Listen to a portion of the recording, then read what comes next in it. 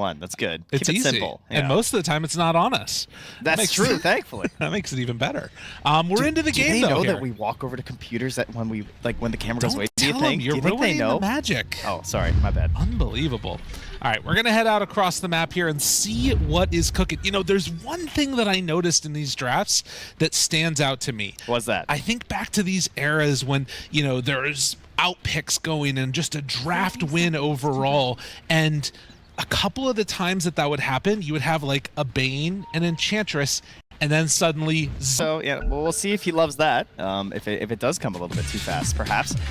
We got to see a little bit of an Invoker from No One, who played a ton of Invoker yesterday. Yeah. But he was consistently going the Quas route, the agent, you know, of the Corvix, I believe it was, right? But we have Galaron here. We have the Exort-based Invoker here for Sumail, so that'll be a little bit different for us. Now, that being said, we actually barely ever even saw the Ice Wall used, at least in the games we cast from No One, so...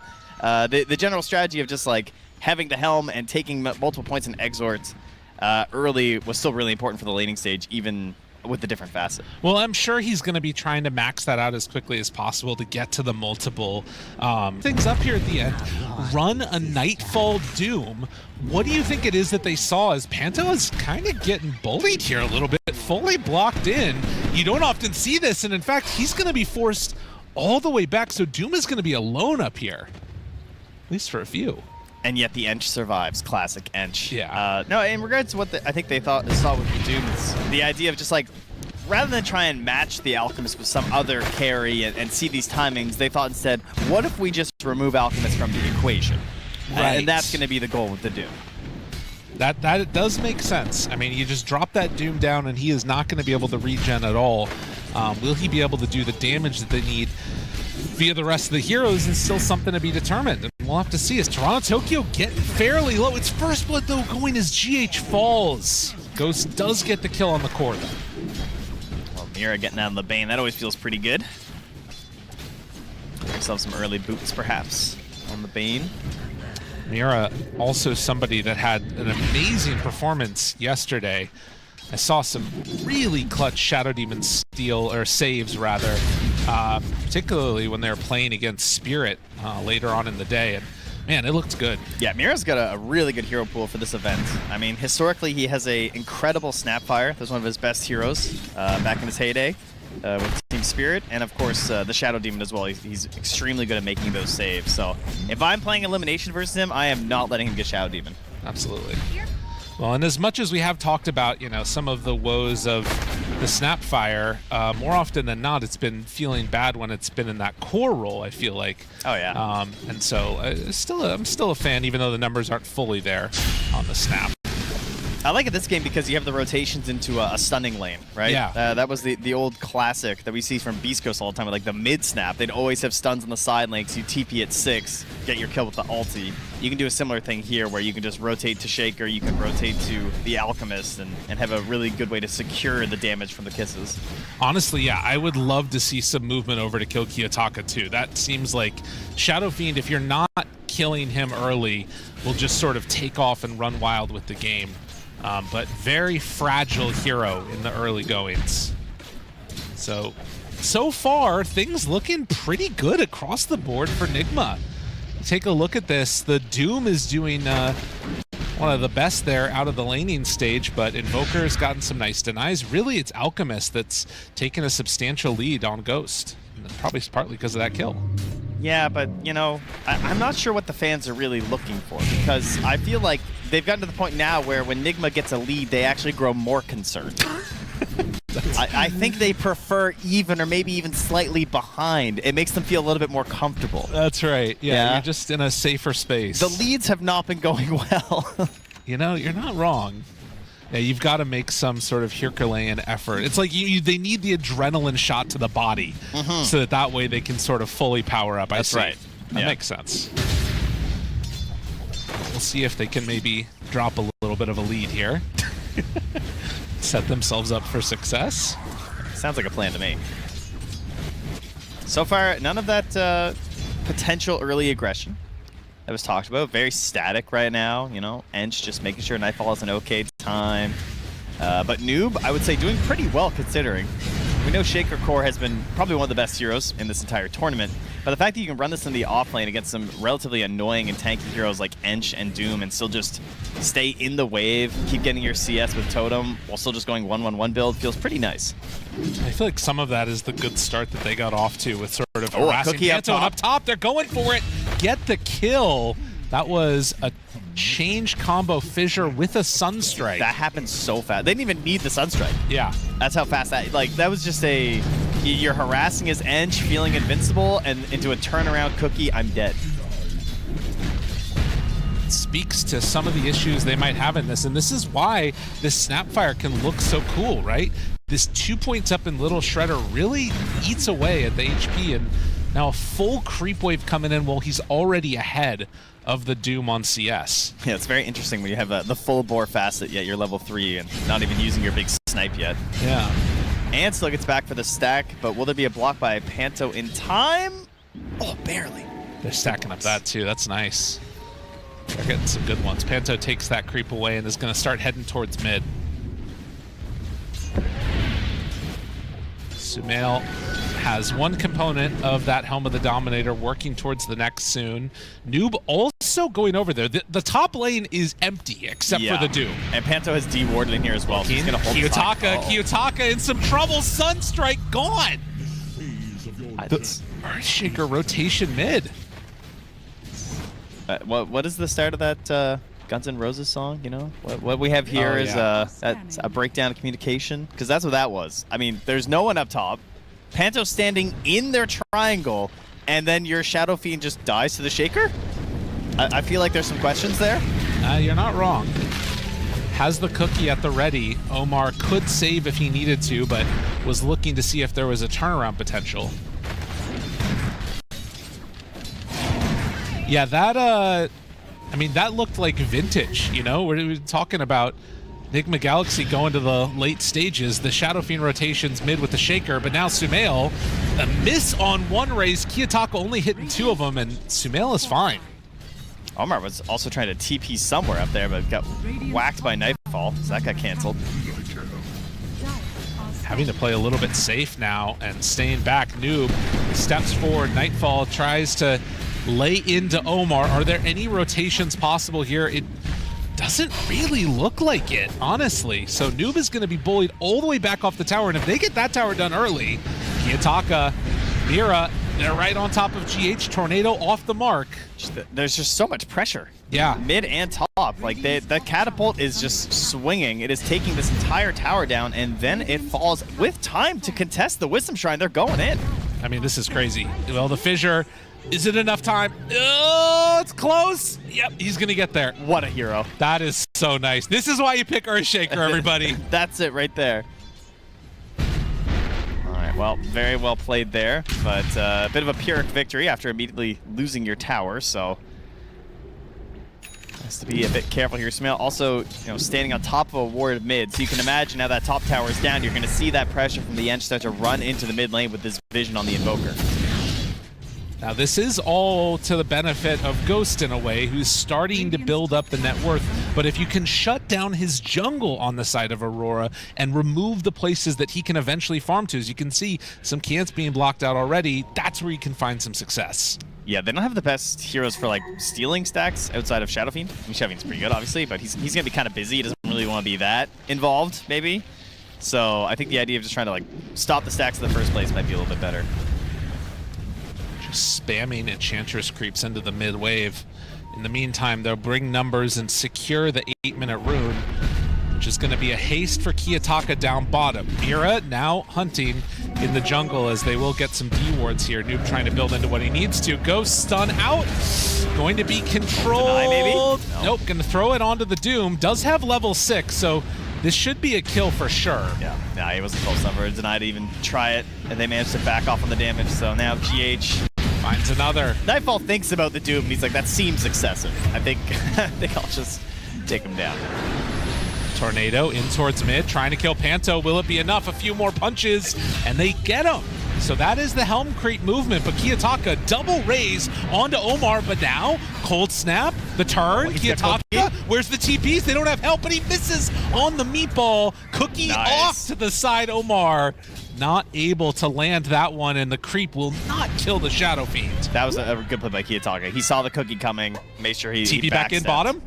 They're moving. Oh, they were waiting on the Alchemist TP. He cancels. I mean, I think James is dead. Yeah. No way out of that one. Although, I think Noob is going to try and keep this tower alive now because of that. Dude, what a breakneck pace we got. Yeah, this is much faster than some of the other games have been. Especially, you know, this is Elimination Day here. So, starting in Game 1. Flying out here with both teams. Not playing super passive or anything, as now they're back on to Noob here in that bottom lane, talking about saving that tower. I don't know. Someone might need to save him. All surrounded. He does still have Echo.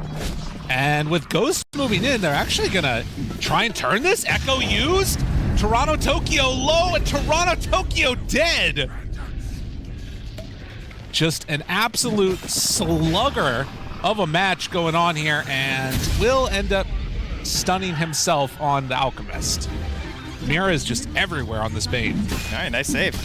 Puts a lot of gold into the pocket. That Earthshaker, who of course is at one of the weaker points in his game right now, sitting on just phase, null, bracer, working your way towards that blink dagger. You need a little bit of help to get there from your teammates.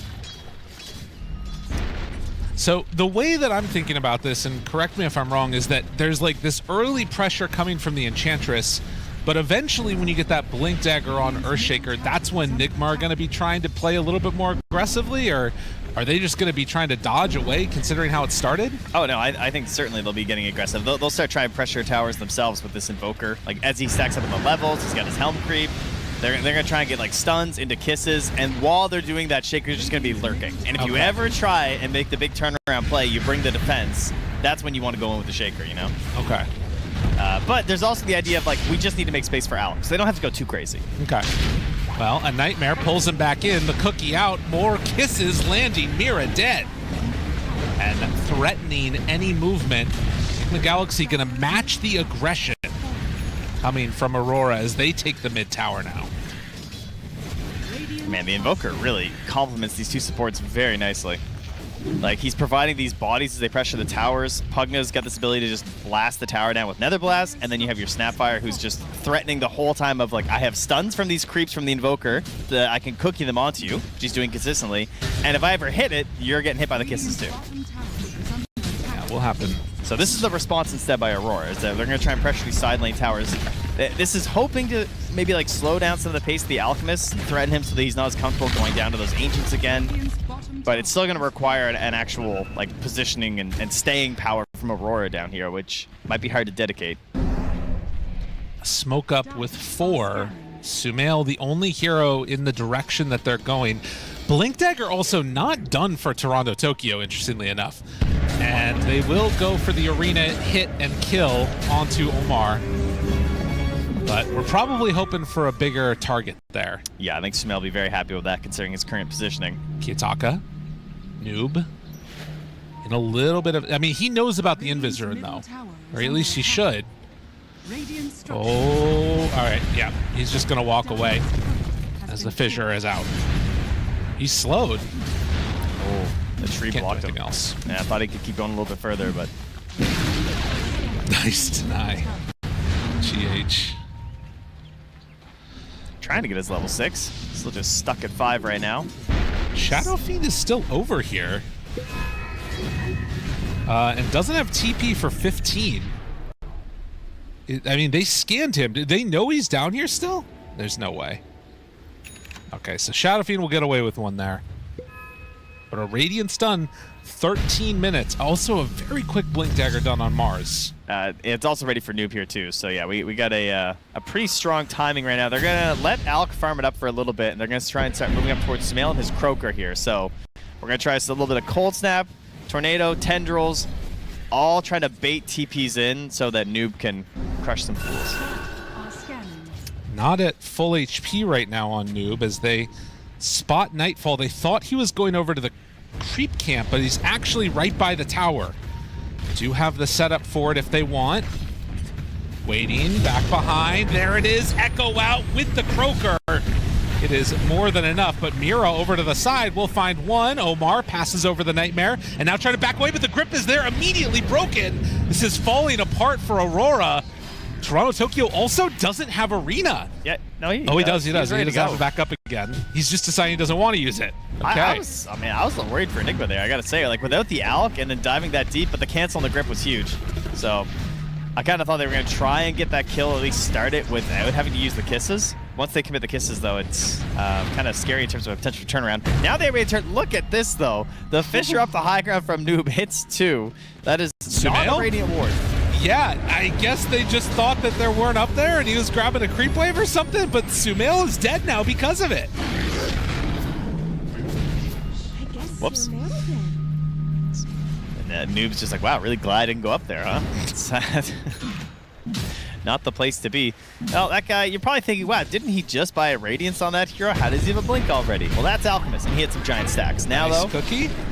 Oh. Tokyo's still living. Oh, if they had a Sunstrike. Yeah, Alk is starting to become a bit of an issue. That is a scary situation here. Let's see, the Sunstrike's at 475 now, where he's good.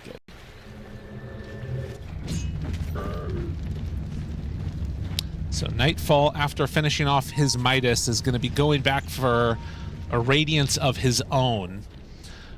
The question is, are we going to wait for Ghost to finish BKB before he shows up to a fight?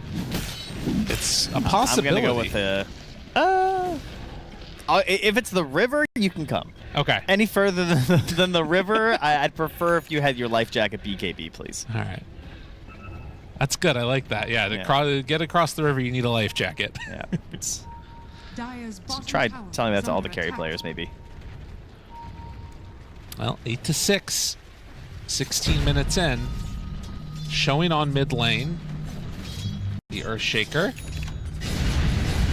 And with Radiance done, our Aurora going to try and amp up the tempo now. Looks like there's something brewing down bottom. Oh, this is a good find on Nightfall. And they get him.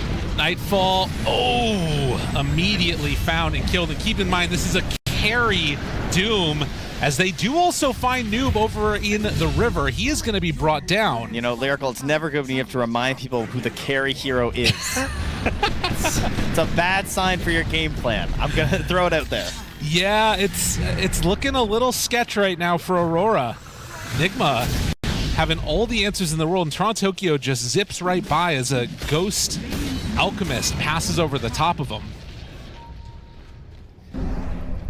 Now, this is the part where we try to bring it back down to earth, right? Where we're like, well, it's only a 3K lead with an Alchemist, a classic caster line. I don't really know how true that is anymore. It doesn't feel like that anymore, you know? I mean, it is a 3K gold lead with an Alchemist, but I don't know how much. It doesn't feel as fraudulent as it used to, though. Whoa. Doom down. Yeah, I know what you mean. Yeah, it's... Ghost, Mira, Kitaka, we're partying on the Radiant side of the map over here.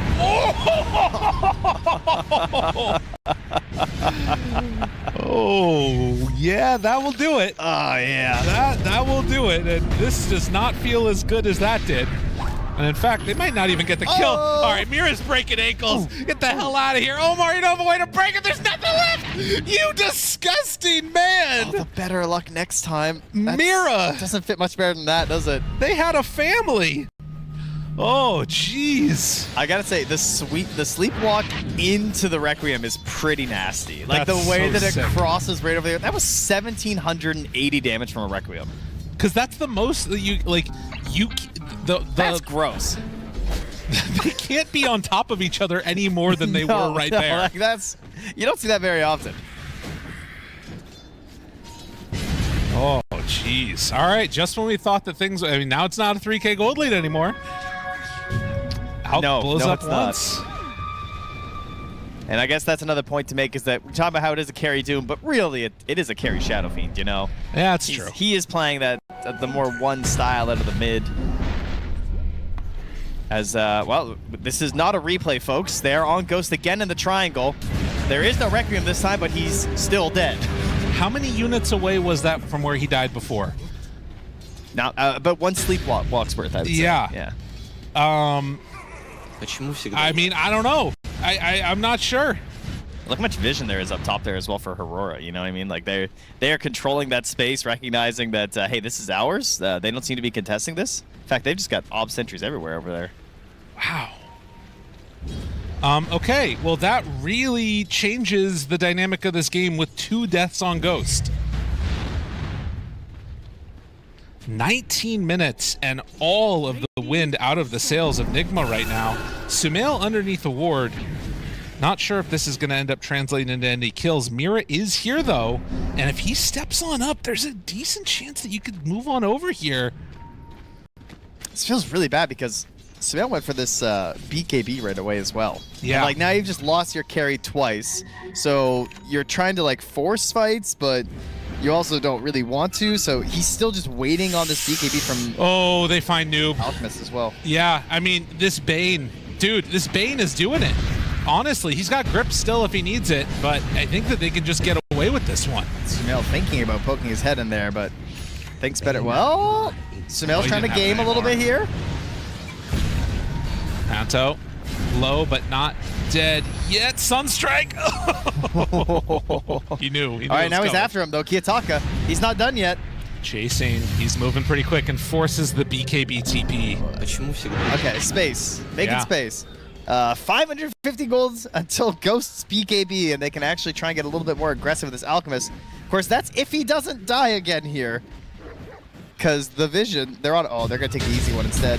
Yeah. Spear back onto that tree. A couple raises done. They are just getting pulled apart. Like, the vision game and the way that they've been setting up these kills, Bane has been a menace. And now Toronto Tokyo finds GH. There's the spear back. Another death. What is that? That's at 1, 2, 3, 4, 5, 6, 7 kills, I think, in a row for Aurora or something? Yeah. Around there? It's out of hand here, folks. Yeah, this like, what is that? 7-8 minute window that we've thought that they were going to be able to get something going. It's all completely gone the way of Aurora. Yeah, you went Helm into BKB, and then your team lost 7 heroes. That feels terrible as a mid. Well, they do still manage to get a BKB on Ghost finally, and, you know, there's something to be said for an Alacrity'd Alchemist with BKB punching people, but now Aurora also have some answers for that. It's a BKB done on Shadow Fiend. Yeah. And 21 minutes. There's also still a 9-seconder on the Mars, and Doom is just the recipe away, and already obviously very tanky, so his is probably the least important. 10-13, a 4,000 gold lead for Aurora. And meanwhile, we just have Mira, like, walking the edges of the map. Yeah. You know? All confident in his Bane. If I die, whatever. But if you're alone, my teammates are going to come and obliterate you all. He's going to walk into a very dangerous wave right now. Bang! Don't say, oh my god! They got him. All right. This is what they were trying to do like 6 minutes ago. And yes. then we got a little off the rails, but they're back. They're ready to push. Really well played by Aurora just to completely halt that timing in its tracks. And Aurora potentially looking for a fight. They are all converging down to the bottom lane. Toronto Tokyo first person in, actually the Wildwood Ripper is just playing really greedy up here. He is committing for that tower. Yeah, he's hoping that they're going to go to kill him, and he actually TP's they got him. out. They got Ghost. Ghost in trouble. BKB needs to run away. The stun will be there, but does he have friends? BKB reaction from Toronto Tokyo. They're going to let him die. They couldn't have stopped it if they wanted it to. Not another one. Not another one. Felt the wind from the spear. It was coming. Kiyotaka. Oh no. Oh no! You can see it all on the face right there of Noob. Everywhere you walk, Aurora are set up and prepared and killing you. They need to stop going up that set of stairs. It has not gone well for them. You're right. It's that set of stairs. It's and the they're triangle. Ancients. They just need to stay away. I mean, look at this. Look at Kiyotaka. He knows where he's going to go. Look at that TP on the minimap to run down where Noob is going to be. Yeah. recognize, oh, they're going to go through the Twin Gate. I'm just going to head up there. Well, this was supposed to be Nigma's Roche, I would say. But that is obviously not going to be happening anymore. Aurora looking so good. Just one step ahead consistently. And this is a 6K lead versus an Alchemist. There, that's the line again. That very nice, very nice. We've been doing that for like a decade or something, I think. It has been a decade, yeah. I think they left Roche's banner in the pit, but, you know, that's fine. Oh, it's a fairy fire, excuse me. We're good, don't worry. So bots for the Invoker. And at this point, I'm not exactly sure what the game plan is. You know, things have gone poorly for Nigma. You know, famously, you know, a lower bracket. Oh, yeah. Early game, maybe, is the other one of that phrase. You know, maybe the early game's just not for them. Maybe they're a late game team. Well, they're definitely going to try and push to late game. Because at this point, trying to win fights at this stage is very difficult. They do force out an arena here. And with the Aegis in hand, could try and make a concerted effort to shut down all the rest of these tier 2 towers here. Nightfall, is he going to see that Fisher? Oh, noob. Kiyotaka. Noob. Why is it everywhere I go, I see you? Oh, Why is it everywhere I go, they see him? Oh, accepting his fate. All right. GH trying to find something for his team, pushing that bottom wave as they're losing at tier 2, but even he's going to retreat now as he sees the Bane on his way. Fearing Mira. Mira, though, ooh, getting close to Sumail. Is there detection? There is. How sensy are his spider senses? That was really good. How tingly Nicely are done. they, perhaps? Don't ask that about the players. Hey, he's a hard fish to find, all right? It's a good that point. Invoker. So, 11 to 17, and having to dodge away from every move. Yeah, 8, 1, and 6. Shadow Fiend is just a monster. Kiyotaka, though, maybe a chance. Jump in, stun. It's Aegis on Doom, not on this guy. Kiyotaka gets the BKB off, though, and manages to escape. Mira, Brain Sap, healing back up again, but manages to get caught. Tornado, dead. Signs of life here from Nigma. A good 4-staff save from Mira, but that's cost him his life in the end. Ghost jumping forward, wants somebody, but despite greeting for the Mad Stone with his Midas, he still escapes there on Nightfall. They got a very sneaky ward inside their base as well. Pretty early for the high ground ward planted by Mira. So that's going to be spotting a lot of courier movements. That's going to let them catch them. That's going to let them find where they're moving on the map so they can stand at the top of a set of stairs and hit them with another Requiem. And now he's got an Aghanims to boot. I mean, they are hitting hard right now on the Aurora gaming lineup. This feels like a mid-Shadow theme. Like the way he's been swagging out this game, this is vintage SF. This is not these position 1 SFs of the modern day. Well, right, and of course it always starts with like an Earthshaker rotating and killing you, and then you just like completely ball out of control after the laning stage. As is tradition. Now, miss a couple raises here and there, but nobody's looking. They're getting a closeout gem here, trying to make sure that the map is all under their control here for Panto. Very good, solid gameplay here. As you can see, 3-0 on Kiyotaka's Shadow Fiend. That's actually including this game. We've already decided that he has won. I see. I see. Makes sense. I mean, they're still getting some items. You know, AC on Alchemist. You've got some elements here that can start to feel pretty good. I think the big moment and the thing to watch for is, you know, Noob, who has just been bullied this game, as we're seeing again. That couldn't have come at a better time. I think that he's going to need to have to make a big play. And it's going to be tough when you're dead. You know, he has a lot of health, and then he just doesn't. Yeah. That's how it goes. They kill him off, man. Aghanim Scepter, soon to be online for Sumail. I think the thing that's so tough about it is that there isn't like a hero right now on Nigma that can like force Aurora to group up. There's nothing that's going to push them into a ball together. Yes, the only thing that can really do it is high ground itself. Right. As Toronto Tokyo grabs another kill here without using an arena.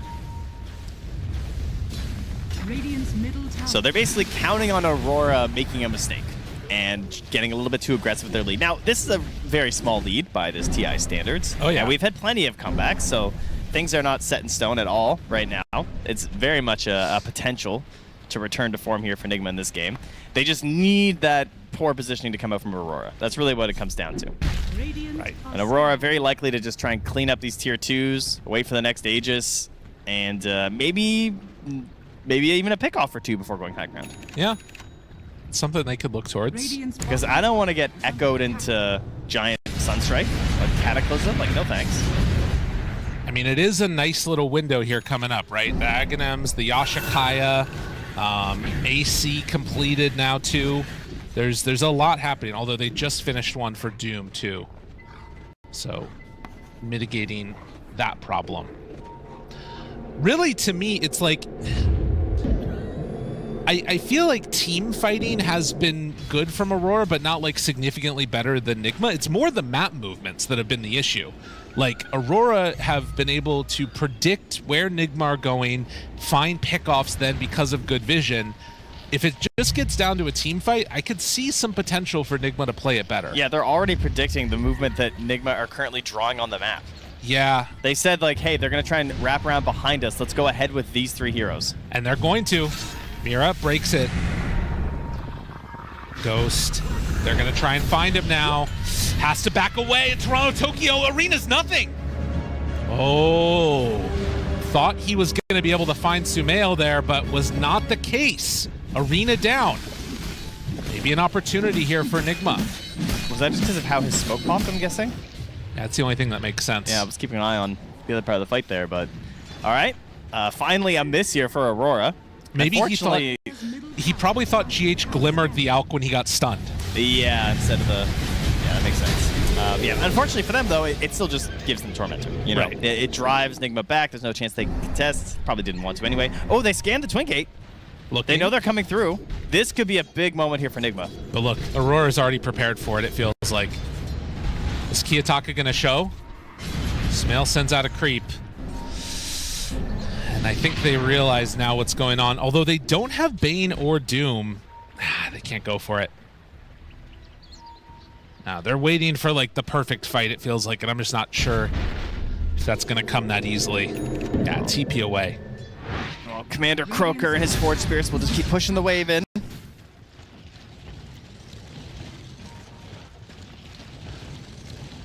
And as has happened a lot at this TI, you push towards the later game, anything is possible.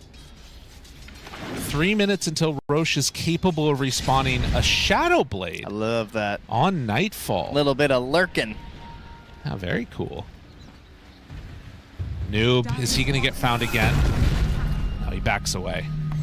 Nightfall's still on the hunt. Yeah, he just walked through a sentry, though. Okay. And I think within creep vision. Looked like a ping was out there from Noob. They do have that gem on Sumail, so he's perhaps going to do a little bit of hunting of his own. He's a slow Ghost Walker, though. Doesn't have as much up in Wex yet. Not too zippy. And an Aeon Disc is the pick for the Mars. We've got about a minute until the Roche spawn here. We have seen a pretty big increase in the number of Aeons picked. Oh, yeah, 100%. Been a big item this tournament. It's kind of the, you know, we didn't throw by a single death item, I guess. Especially for supports. You know, you just want to get one round of your spells out. Yeah. Ideally. But, I mean, certainly a growth of them on cores. That is definitely true. Way more on cores than usual. Well, they're pressuring. This would be the first tier 2 tower that would be taken. Kiyotaka down bottom. And it looks like they are trying to commit fully for this and taking it out. So, tier 2 tower taken. No ward up on this high ground. Toronto Tokyo in towards mid. Sees the acid spray down. Not seeing anything else yet. I mean, we have 8-second BKBs on the Alk and the Invoker still. We have a Basher, so he's going to roll the dice until he gets his Abyssal up. That could be a big change for them potentially in these engagements. We have a Refresher now done for the Shadow Fiend as he starts poking at the Roche. And how far are they going to go here on Nigma? Are they just going to start? Okay, they were considering attacking the top tower with Toronto Tokyo blink away. Get some separation. Ghost jumps forward, finds him. Doom onto Noob right at the start of this fight. And this one feels very tough to make work. Ghost is still punching Nightfall, realizes that's not going to work. Now, they do end up losing Noob. He has buyback if they want to use it, but I think this fight is just over. Yeah. Man, Doom has been such a clutch pick for them. Yeah, Nightfall's been doing extremely well in this. He knows his job, you know? Yeah. Did really well in his lane. He's consistently getting the good Dooms. He's scouting out with the Shadow Blade, and he has ruined Noob's game. Yes. Like, from the lane to the middle game, and now heading into the later parts of it, he's just not getting to play some Dota. And this is going to be the banner as he finishes out into a Silver Edge, because why not? Cataclysm, they dodge away. And Roche going into the direction of Aurora. They give it to Nightfall again. Yeah, curious if he goes Refresher maybe next, because the Dooms have just been so easy. Can they find an answer to these Dooms at all? Like, there's a Lincoln's being eyed by Sumail. There's a Lotus on the mind of GH as well, but, you know, it'll be a while. Yeah, and I think because of these supports that they have, so much of the fight has been like indexed on the idea of Earthshaker getting control spells out. And, you know, even when we were thinking about this game, we were thinking, okay, they're going to doom the Alchemist. GH. And they just instead have been dooming Noob. And yeah, that's unfortunate. It's just like, oh, no. So unbelievably dead. Not again. Noob. They're going to jump on Amira, though, and it's enough to bring him down. And Ghost pops the BKB to run. There's no Doom for 10 seconds. Oh, Nightfall's hunting, though. He wants him. Noob manages to get a kill, but will be punished afterwards. Mid lane as well. Sumail is chucking some spells at Kiyotaka here. He is fine. Just letting him know. Yeah. He's taking a little test here. Like, how much can I do to this guy if we actually start to stun him? All right, Lincoln's done. Abyssal Blade done. Ghost is back to the most farmed hero in the game and can hit very hard. Even though he's an alchemist, I'm still kind of impressed. Yeah. Considering how this game has been going. It is kind of nuts. The thing is, like, if the fights keep going like this, I just don't see a way that they can engage into him. Aurora have been so clean. Listen, if there's anything I've learned from reading about ancient history or Doom on Lincoln's. Nailed it. Or watching funny videos about ancient history, it's that no matter what the numbers are in any battle, all you had to do was tactically retreat and then pincer around them, and nothing seemed to matter, and it worked every single time. That's what I learned from Hannibal. Yeah, that's all he did. He just did it constantly. And they would just be like, they're retreating, and they charge in, and then they get collapsed on, and they all die. So obviously, dude, these generals are a fraud. They were major frauds. But you know who's not a fraud is Kuro. Yeah, because he's not playing Trent. That's right. He's read history. No. But he trains them. Okay. He trains them. Okay. He teaches them this, and he says, remember, you know, when you're down 11K, and it seems like Kiyotaka is the king of the world, just let them come in. Yeah. Let them, and then pincer all at once. I see. The pincer will come. We're waiting for the pincer. Toronto Tokyo jumps in. Arena down. Catches onto two, but there's the BKB out. Kiyotaka deletes Omar. Sumail going to ghost walk away. The tactical retreat. I'm waiting for the pincer. They're retreating. Sumail, he's found. Arena gets caught. Oh, he's speared to the side, but he's actually living for now. Cataclysm combination, it's not enough. The BKB second salvo. Ghost now trying to hit, manages to find a bash though. Oh, Kiyotaka, they're on the hunt, wanting this kill desperately, and they do manage to get it. He's hitting the Aegis target now, though, so that's not great, but they do manage to kill him off still. Ethereal dodges away, Ghost in trouble. They have infinite BKBs, apparently. Omar trying to get back into the base. This is a dieback for him. Noob could still chase if he wants, but there's nothing left in the tank. Okay. Signs of life. It's still into the favor of Aurora, but they bleed. They do indeed. Not by much though. Like No. 300 gold does put a a big dieback on the snap. That's not great. But some XP over to the Radiant. Maybe some next round of items here. Aegis is now gone, so the high ground push is probably not going to happen from Aurora. Overall, pretty good. Dude, can I just tell you, if Please. Noob ever hits a huge Echo Slam in this game, it's good, like the endorphin levels for him. like his keyboard's not going to survive. It's unbelievable how frustrating of a game it is. Have you ever been doomed 5 times in 25 minutes? Like, it's insane. I feel like GH, every time it happens, GH just reaches over, touches him on the shoulder, and he, oh, it's okay. It's gonna be okay. It's gonna be okay. Don't worry. Yeah, he's buying a Lincoln's next. Do not doubt, or do not hate that at all. Yeah, he doesn't currently have any. I mean, he's got the harpoon, I suppose, now, so got something to do. Also, a Hex soon completed. It's flying out for the Mars. Oh, I thought you were gonna say the Shadow Fiend. Oh, no. Oh, my thing was. I'm sorry, my note. Oh, he has it queued up, but now he's going bots. Okay.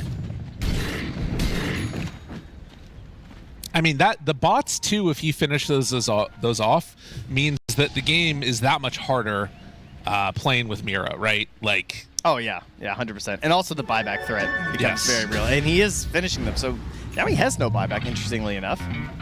Yeah, they're missing buyback on everybody except for Bane.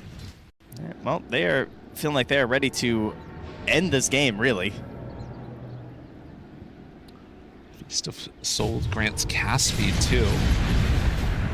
The talent for the Shadow Fiend, and has the bots 2 done. Is this going to be a Tormentor for Nigma, it looks like? Or are they trying It's an to interesting one. get out on the map and find a kill? It will be theirs, yeah. Maybe they're hoping to catch someone coming to prep for it, but yeah, I mean, it spawns up. They're all here. Maybe they're hoping that that's where Aurora was going to go for it, like you said. And Yeah. Maybe. Actually, yeah, they they're are coming to the over Twin here. Gate. Are they coming through? Panto? No? No. Oh, Nightfall's over this way. Now they know. Okay. Yeah, they get the Tormentor, so Sumail picks that one up for himself. That's the Forge Spear, right? Yeah, okay. Yeah, that one's kind of cool, actually. Cataclysm?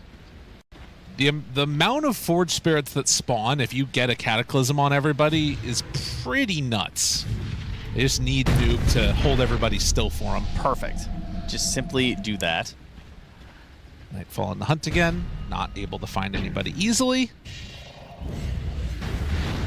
And as has been the case in this tournament so far, we're at 40 minutes and looking to go later. And nobody knows what's going to happen. Yeah. It still feels like it can go either way for sure.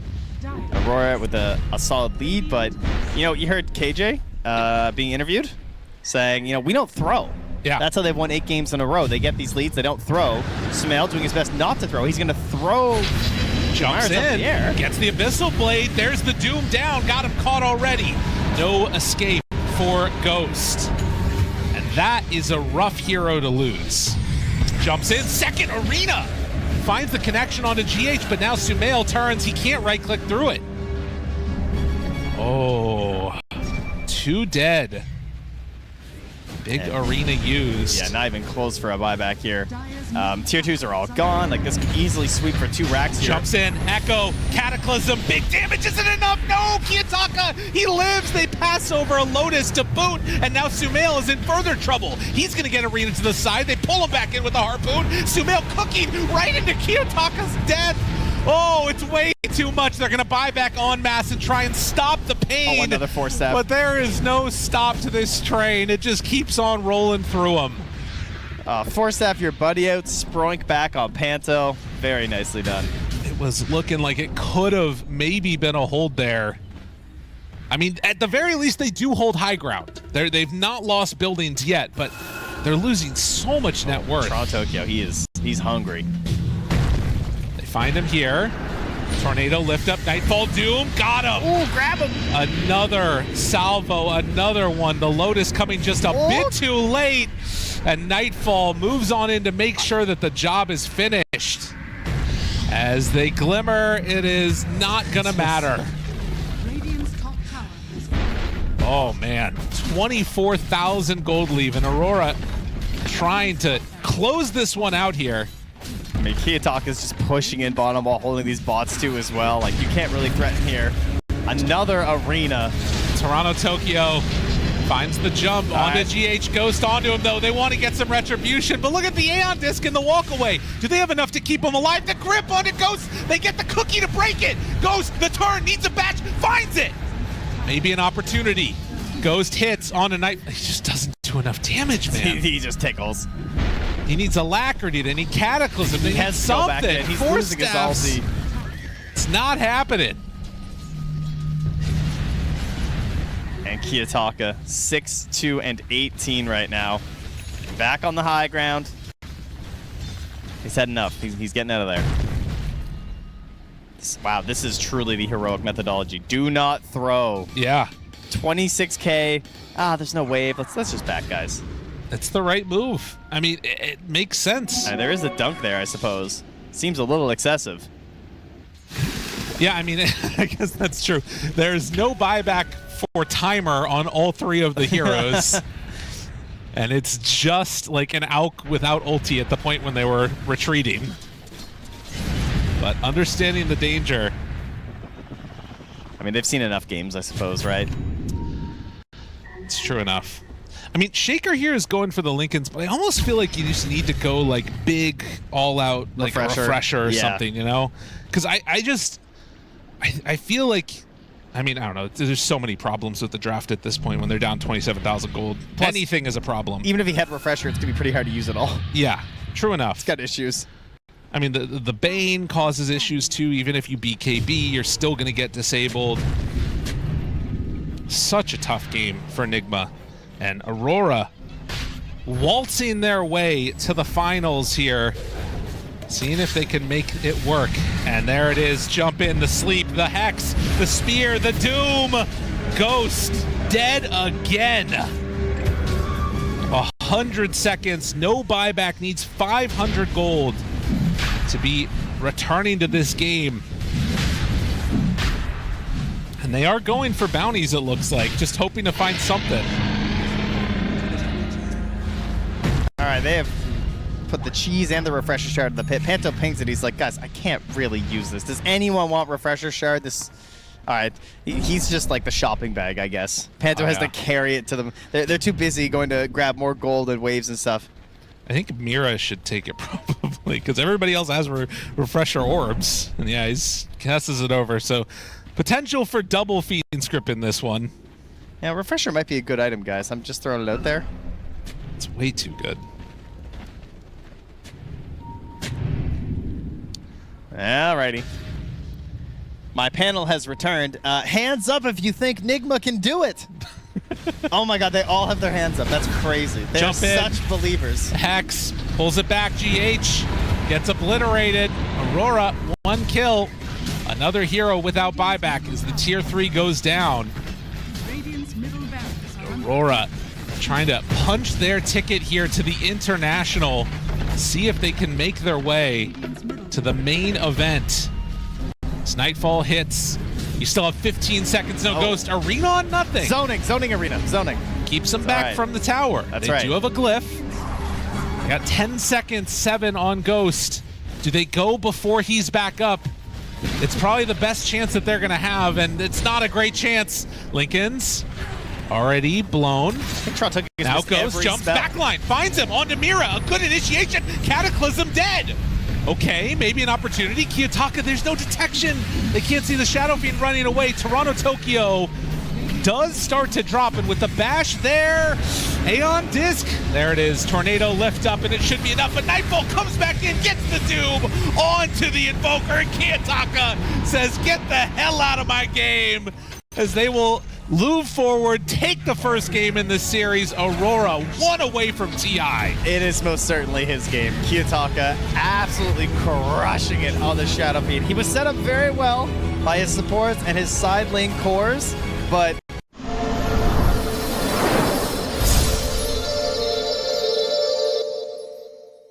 Power. kill supports. Okay. Munch them up, I believe I heard from Ray there. I like Gobble, it. You know? gobble. As philosophers have often asked, who let the dogs out? That was the Baja It Man. was Nigma, it turns out. Yeah, and we've got the potential for the werebear to be running at people on Ghost. You know, it must be said, when Ghost is playing bear-oriented heroes, things seem to be going well for Nigma. Okay. All right, there, that's it. That's the solution. You gotta get the bears out. He's a spirit animal situation happening here. I understand. You know, Avery was making fun of me earlier for my magic deck, Wait, having no, a bunch of hold on. grizzly bears. Avery made fun of you? Yeah, I know. Can you believe it? That's so he's usually such a calm and compassionate man who never makes fun of anyone or their mother. That's right. So it's going to be instead the bears that all of their hopes and dreams are put onto. Can they do what's necessary? Let's hope he's not just a 2-1 grizzly bear. That's Let's right. hope his toughness and power are a little bit larger than that. True perhaps. enough. It's 2-2 for 3. But anyways, it is going to be Marcy Such a bad card. starting out with a crown, a couple of iron branches, and building immediately in towards that helm of the Dominator, as we have come to expect time and again. A hero that can really make the difference. Panto kind of getting set up over here. So is Omar. All right, 2v2 mid, no problem. Smell misses the second raise. Are they going to try and make this move in? Yes, they will. Nightmare, sleep, couple punches. All right, cool Eh, 2v2 Panto's mid. You know, fun fact, guys, there was actually like a full patch where we did this. Yeah, when there's one extra creep in the wave. Yeah, we just did this. We did 2v2 mid for a while. Ooh, those That's were interesting. dark times. Oh, I thought they were going to walk back, but no, Bane does finally TP. So Bane's going to get there a little bit before the Ringmaster does. Blocks Does it out the matter? camp. I guess that it did matter, yeah. Well done. Panto will find it with the D ward, as one does. Tokyo going to be chased down. Ghost there too, forces him away, and Mira makes the move over and finds GH's courier for the hard work that took in. So Toronto Tokyo has he's gotten around. Okay. You know, in terms of teams, he's made his way around. He did a little free agent shopping for a while and stuff, but also in terms of positions. He was, of course, a TI winning mid. He moved to 5. Tried to find his footing there with some heroes. Played a lot of Clock, Tree, and Undying. Eventually got quite good at it. I really liked his 5 by the end of it. Yeah. And then he moved to 3. And I feel like it was almost like he started again. Like, there's definitely some similences between mid and off lane. But his hero pool, you know, it wasn't quite finding its way. You know, Collapse was the mag player, right? But his mag now is stellar. I think it's his best hero in the off lane. Like, if I wanted to clutch a game with Toronto Tokyo on my team, I would give him this Magnus. That makes sense. I mean, he's been definitely the guy that has put together some solid performances. His Mars last time was insane. We were watching while you were talking about Toronto Tokyo, the mid lane beatdown that was going on. Really hoping he was going to live. 5-2 on Tinker versus 12-7. Sumail, in spite of these like couple of missed raises, is absolutely putting on a clinic here, and Kiyotaka is going to have a tough time. He might even like try and push in on this wave a little bit. Yep, denies it out. Kiyotaka back behind the tower, forced to use the machines. Hold on. Oh, Whoa. hits that raise, forces him away again. What an item, or spell rather, of the translocating defense matrix. And forcing Kiyotaka to salve up and backs out as he's going to keep on denying him. Steps over, going to get a rune. Okay, nothing for free in this lane. I mean, if there's one player that likes to sort of really put the screws to somebody on the mid lane, it's Sumail. He's kind of made a name for himself doing it, hasn't he? Oh yeah, down bottom, Omar gets found, tries to stay alive, not going to be able to. Yeah, Noob tries to turn around a little bit there, but damage is not going to be there. So first blood for the Ringmaster, which for you and I, this is the first game we've had. As you saw, I think this is only the 5th game for the hero so far at this TI. But it's that big save with the escape deck that we're expecting later to be the determining factor as to why teams are still looking towards this hero after some of the other nerfs on the other spells. Can make a big difference when you're playing against that Bane. Also, just even the Requiems that are going to get thrown out later on too, you know? Yeah. You get ridiculous magic resists inside that little safety area. Up to 80%. It's pretty nice. But did see down bottom while this pressure is being mounted on Ghost and GH, they got the special delivery of the Helm of Ironwill as Noob is going to rotate over and take this rune away. And Sumail gets the other water rune. GH has the snowball up top. He's almost dead. Mira on him, and oh, the blood grenade for the finish. Ghost wants to get some counterattack there, but it's not going to happen. Omar makes the move over. I mean, oh man, it's not enough. Even 2 points Fury Swipe, just let him go. Would love to find something here, and Kiyotaka actually gets translocated a little bit close to Omar. Yeah, not quite close enough for him to make a quick play there, unfortunately for them. Now they'll run into each other in the river. Panto. Omar does have a little bit of extra help here with the Wolves. Does he decide to go for anything? Does have Nightmare? Not opting to do it. Lets him go. But still, 29-14 to 14-3 on Kiyotaka. And both supports are now here for Kiyotaka. Oh my, that was very close to dead. All right, this is it though. He's trying to pincer, you know? Oh yeah. But I mean, even if you were to flame break that SF, is there even a kill there?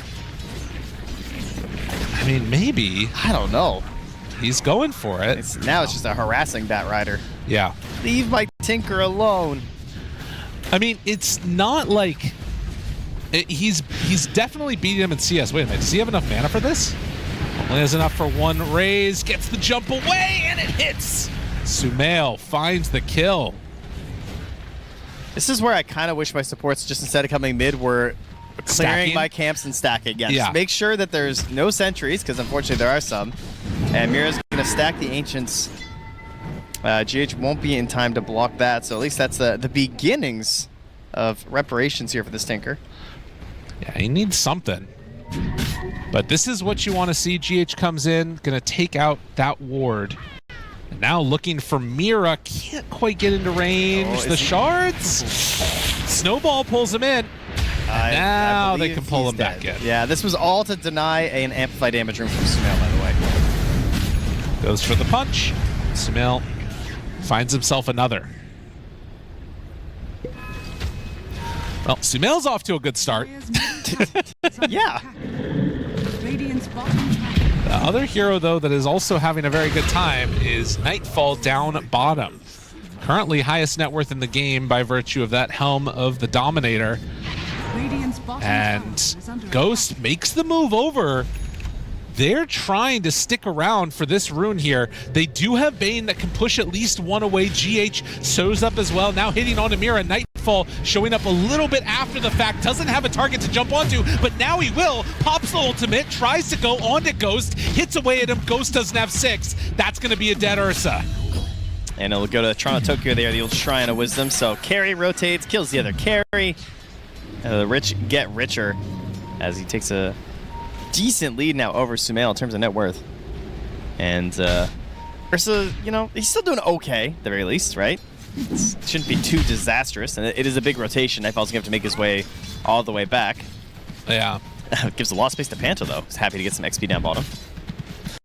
That will be nice, because that probably sets up for his Helm creep to be coming out soon. They jump onto Sumail, though. Cannot afford to let this happen. Requiem in the interrupt.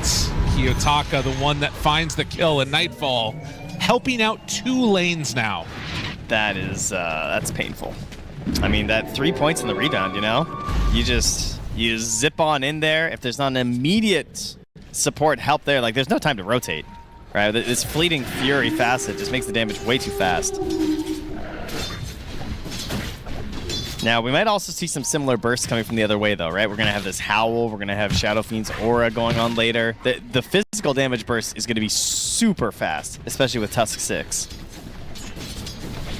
Kiyotaka now going to find a Tusk, rotating into his triangle here. GH just trying to stick nearby. Let's see if he can soak some of this experience. Or maybe, you know, Kiyotaka getting a little low. A chance for a play, perhaps. Need to wait for the March of the Machines to end. They see all the targets. Go for some D-ward action. Mira's still here. I think it's going to farm that with those heroes here. And Noob hiding. But very quickly, they're going to realize he's there and feared away Noob. Yeah, the team is too busy trying to help Kiyotaka, but GH is going to come and leash some of this XP. They're trying to move all the way in. This doesn't feel worth unless they can get the kill. He got the there. And now they got him.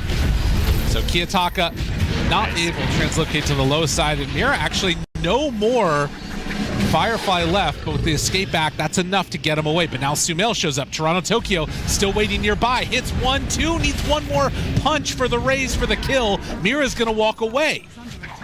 Omar not dead yet as he is feared and pushed back, but they got the kill they wanted on that Tinker. And TPing on out, they will retreat, and they ruined some of his stacks. They got the kill. You could see also very wisely from GH holding this ice shards until after the translocate happens. Noob now is going to take a troll, and this could be that opportunity to make the move they were talking about of trying to shut down that mid tier 1 tower. It's a haste rune on Sumail, almost completed Kaya, but also there's a chance they're just too worried about the defense that could be mounted. Here's the frustration, though, is that you put all this effort into mid, right? You kill this Tinker, you shut him down completely in terms of CS, but he just went back and farmed like 4 camps of creeps in like 2 seconds. Yeah. And he is catching up to Sumail. Yeah, it is an issue. You can see blast hits definitely an advantage, slight GPM. The hero damage, SF able to be involved in a lot more this early going. And it looks like they actually are going to lose that catapult too. Panto is level 6, Mira level 5. GH hoping to find somebody over here, but unless they bring that Lycan, it's unlikely they can make anything else happen. They kill off Ghost while that's going on. Panto goes for the Requiem. It's just, this is not great for Nigma. Kiyotaka is just hitting the Ancients. They're losing hero after hero. They do bring over the Lycan, though, and get that tier 1 tower. Here comes Nightfall. Trying to hunt. Omar. Now throws another raise out there. Misses on that one, but able to jump away on Nightfall. This is some messy Dota. Real scrappy stuff happening here. Definitely is. Ghost immediately just back up top, trying to get his way towards that Battle Fury. This was a big concern of the panel, was if the game slows down, if it doesn't start moving in your direction, you have an Ursa who needs a Battle Fury. You have a Lycan who wants to farm the Overwhelming Helm, and yeah, this is what happened there. Jeez. Just so easy. That type of thing can't be allowed to happen. It's going to be a tough time for Nigma. The Overwhelming Helm of the Overlord. I like that. I'm going to go with that now. Nice, I like that. Well, it looks like the next target is going to be bottom tier 1 tower. Our Omar and Noob are set up. Mira is over to the side, ready to defend. And Omar moves in, finds that Nightmare. Do they have enough to kill? Shadow Fiend not in position, and so they just have to give up on this. That's kind of sad. Is he dead? Yeah. I think he's dead. A little bit of a miscommunication there amongst the team as to where they were going to go. Although, okay, maybe Mira's dead too. Yeah, he has a smoke. But look, Sumail, they're onto him. He has a smoke. Sumail at the same time being chased. With level 4 rebound. And the jump in is there. Oh, he can break it afterwards too. No chance for a Requiem. A second time Nightfall has just had his number. And like, look at the items on this hero while you're doing this, right? Yeah. Like Helm, we have turned into a farming item. It's a farming item at this point, but not for Marcy. Marcy, it is a roaming the map fighting item. And now going towards the armlet as well, so the damage boost is just ridiculous. And you get swag armlet toggles. Well, and now you're pushing the tower with the freaking creep too. Ghost does finish the Battle Fury, but he is a long ways away from really being able to be a presence in these fights. And all of that early game lead that was built up by Sumail in the laning stage has been pulled apart now. That's armlet delivered as it is finished. I'm feeling a lot of pressure on Omar in this one. I feel like he's going to be the hope to maybe try and control this Marcy. Nightmare and then a runaway. Oh, this is Blink Dagger on Toronto Tokyo. The hunt. They find him. Omar pulled back in, brought down. Yeah, it turns out Shield Rune doesn't help that much when you have 890 HP. You're not wrong. Dude, Aurora looking strong here in this game. Just even game one, just consistently connecting on every play they go for. Yeah. Feels like they are prepared for where people are heading, and Mag again jumps up, finds GH, skewers him just to show him that he can. Just to let him know. Toronto Tokyo pauses. We'll be back underway in just a sec. Maybe there's some issue with his settings, and that's why he couldn't find GH there. But regardless, they do have a pretty dominant control of the map right now on Aurora. And a Kiyotaka Tinker. Oh, yeah. So, you know, even or slightly behind, I still wouldn't even be concerned if I was on Aurora. But you get a little bit of a boost here. Well, and like we talked about, there are going to be some windows in here where things start to look a little better for Nigma. One will be this Helm of the Overlord that Noob is working on. And they're trying to set up on a Nightfall down bottom. They're bringing everybody for this. All right, he's getting crippled. This has got to work. Snowball, chase, got him, punch, tries to jump away, Shard's dead. All right, and the tower, surely, right? Getting something going here. Got a Kaya and Yasha for Sumail. All right, sit up in your seats, Nigma fans. They're coming back. Put us back on the main monitor. Actually, they're going to be dragging the creep wave. Stan can still commit fully for this tower, but they won't have a creep wave for a little while. They'll leave the Lycan. He can handle it. They're going through the Twin Gate. They're going to try and save this top tower. Omar's running ahead trying to find something. Wants to get some vision down. Is there. They see him. All right. Nightmare. GH. Oh, but they have to be careful of the mag. Yeah, nice pass over. Away. Lasso out. Trying to find that kill onto Omar, and then I'll tame the beast. But with 5 heroes, suddenly Nigma realized they do not want to take that fight. That has worked. It's given them the time. Sumail's going to go mid. He'll clear up that wave. They have the Helm of the Overlord done on Noob. He's just flying on his courier there. So they're clawing their way back here. As Ghost tries to move past this Battle Fury with this Blink Dagger. GH still just being a ward for Ghost. It looks like they're thinking about going in here with this Blink. Well, they don't have Bat, and also Tinker is far away. I mean, they have a good ward, but this seems a little spooky. They have the Blink reveal if they want to try and go on it. Thinking, jumping, Panto found. Panto, escape back, hoping to escape, not going to happen. All right, nice. I mean, it's not the biggest kill, but it drives them back, holds your tower. They can probably deny it, honestly, but... And I mean, importantly, it's also meaning that Ghosts can still like sort of play on this side of the map and farm if they want to. And actually, they're kind of wrapping to hope to find somebody over in this area. I mean, there is a very easy Roche play here as well for them, right? I mean, they have Lycan, Shadow Fiend, Ursa. So if you connect on a kill or two here, I can imagine you could go for that pretty fast as well. If they knew about Nightfall there. Ghost look at Nightfall grabbing the Ancients, pulling them to the stairs to fire them over here to jumps in. Got him. Nightfall, if they can get this kill, it's huge. They move in and do find it. All right. Sometimes you just Giga Brain too much, though. Thinking that you're being safe by farming that fire, it doesn't matter. The initiation's too great, and that's Roche. I mean, this is exactly what they wanted. Radiant's top tower. The Galaxy, after a poor showing in game number 1, starting to put the pieces together here in this game 2. And for Aurora, you still have that sort of pressure release valve of the Tinker going later and later, who just now finishes the Aghanim Scepter. But Ursa getting what he wants is a little scary. All right, gonna get our bouncing Shrink Ray. They turn. Has Lasso ready. Get him with the Ice Fire Bomb. Oh, come on. Just let the Ice Shaman chuck it out. Dire are scanning. Are those eyes on his horns?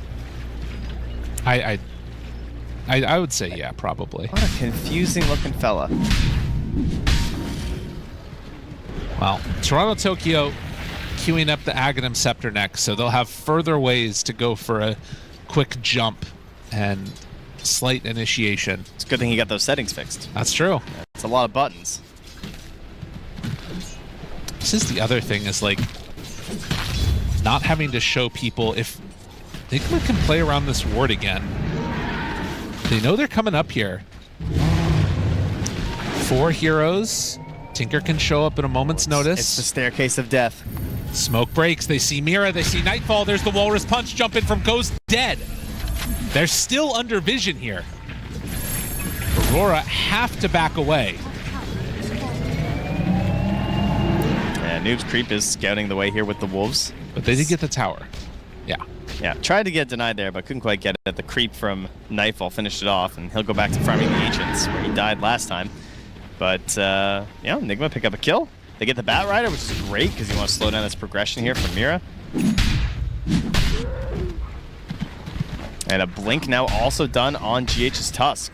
So that big physical damage burst, still pretty scary. You know what? They're also coming up with the other answer. Noob has a Nullifier queued and is about halfway to it. That's, I mean, just a classic item for Lycan, but also this Tinker, right? We're trying to dispel this defense matrix. They see him there underneath the Wolves. But it's been a good job by Aurora to sort of keep things steady in spite of losing several heroes around the map. Jump it, Ghost! Woo! Right on top of him. Yeah, no mysteries about what he wants, right? He wants BKB and he wants a Basher. I can get behind that. Trying to go 1v1 versus the Marcy, the Basher can make a massive difference, and then just for these little catches that he's going to be constantly trying to do. GH consistently scouting for the Ursa Bear. And at the 20-minute mark, Noob takes the Tormentor, gets it for Omar. When all this like mass damage is coming in and there's a ton of summons out, it does actually make a pretty big difference for the Bane. Yeah, it doesn't hurt. Ghost. It's a TP away again. Has to be careful next time you do that on Kiyotaka. With GH having Blink Dagger done, can maybe find him out around. Although actually, GH has his Blink Dagger in his backpack. That's there he goes. That timing is coming soon here, though, for Aurora, as we do have the Aghanim Scepter finished on Toronto Tokyo, and we have level 16 on Kiyotaka. So if he gets to level 18, we're going to be having the roaming plus the Keen Conveyance onto heroes, and it really starts to just be a true global threat for them. Looks like it's a smoke up from a couple, as Aegis still in hand for another minute. Nigma would love to get involved using this, and they're anticipating some move on this creep wave here. Looks like they're trying to find something up in the triangle so they can take the tier 2 top, perhaps. But it's just going to be empty space that they come across right now. Tinker is farming those back other camps, while Nigma head through the mid lane and are going to go right uphill into the entire rest of the team that are already smoked up. This is an Aegis carrier, though. You're kind of okay with this, as long as he can survive the second salvo. But GH caught, RPUs down once. Can the rest of the team get here to help? Omar looking from the low ground, does have the, Fiend's Grip at the ready, and gets it now onto the Mercy, but broken immediately out by the Mag. Ghost tries to back away. Can they get out of there? Ghost running from the Marcy, has Blink up to run out. So when all is said and done, it looks like it's going to be potentially Bane and Tusk going down, as Aurora counter out their movements very well. Yeah, they almost had a really nice setup there with the way that Sumail blinked in with the ulti. Trying to help break things apart there, but just didn't quite work the way they were hoping. And the save, in terms of just not being able to bring down Nightfall right away, just turned that into a no longer in our favor engagement for Nigma. Felt very forced to that Aegis, didn't it? Oh, yeah. They're just like, we want to fight. We don't want to just try and force down the structure. We're trying to actually get some sort of kill here onto Aurora. I love that. So Panto walks over and puts a sentry ward down. She's like, there's no way they just jumped uphill with no vision. Well, it turns out there is no ward. They did just do that.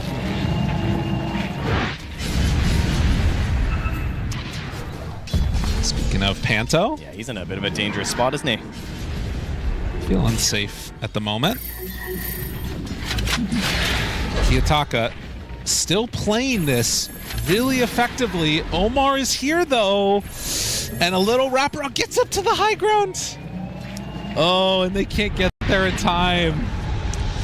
That is nullifier. And now, Sumail pulled back in, and another time where he is going to get caught out and no solution. Nigma starting to move over there, but now oh, there's a grab. Walrus Punch tries to save. Ghost turns, Nice. punches, kills. Nightfall now. Makes the kill happen onto Omar. Ghost enrages, tries to run after. Not going to work. There's the RP. Pulls him back in. Ghost now in trouble. Hits, punches. Isn't enough? No. They don't quite have what it takes to kill off Nightfall. Instead, it's going to be Noob, who's rooted, pulls him back in. Get over here. That is just disgusting. No way out. Just infinitely warp flaring that Lycan. I mean, I don't really feel bad because they're playing Lycan, so it's fair. I mean, that's what you get when you rush the nullifier, right? Like, Yeah. it's the right move, but no BKB means they can do that.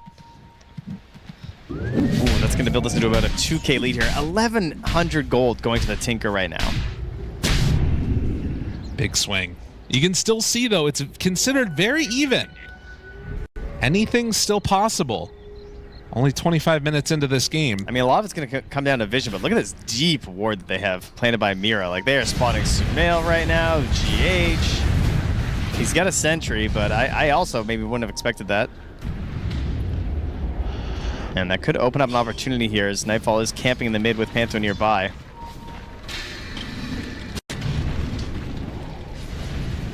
Omar, he's going to get away with getting the sentry. The rest of the team are backing away on Aurora, so no kills right now. They don't want to force anything until the BKB's back up, but that's coming in a moment here. Mira's already started the Firefly. They would really love to be able to play They got a around ward these in the wards. same spot again. Yeah, and there's GH. Ghost, realizing what's going on, has to back out. Does need to be careful, though, because he's retreating to that ward, and Toronto Tokyo is looking. And Toronto Tokyo might just find him. Ghost found. Has to enrage, try and run away. Backs out, Mira there, the save, it's not coming quick enough. Omar gets the Nightmare onto the Tinker, and a channel there on to Nightfall, but Toronto Tokyo sticks around long enough that they manage to kill him again. I mean, when you try so hard and he still dies. Now that ward, yep, that paid off. Cost Mira his life, but gets a double kill for the team.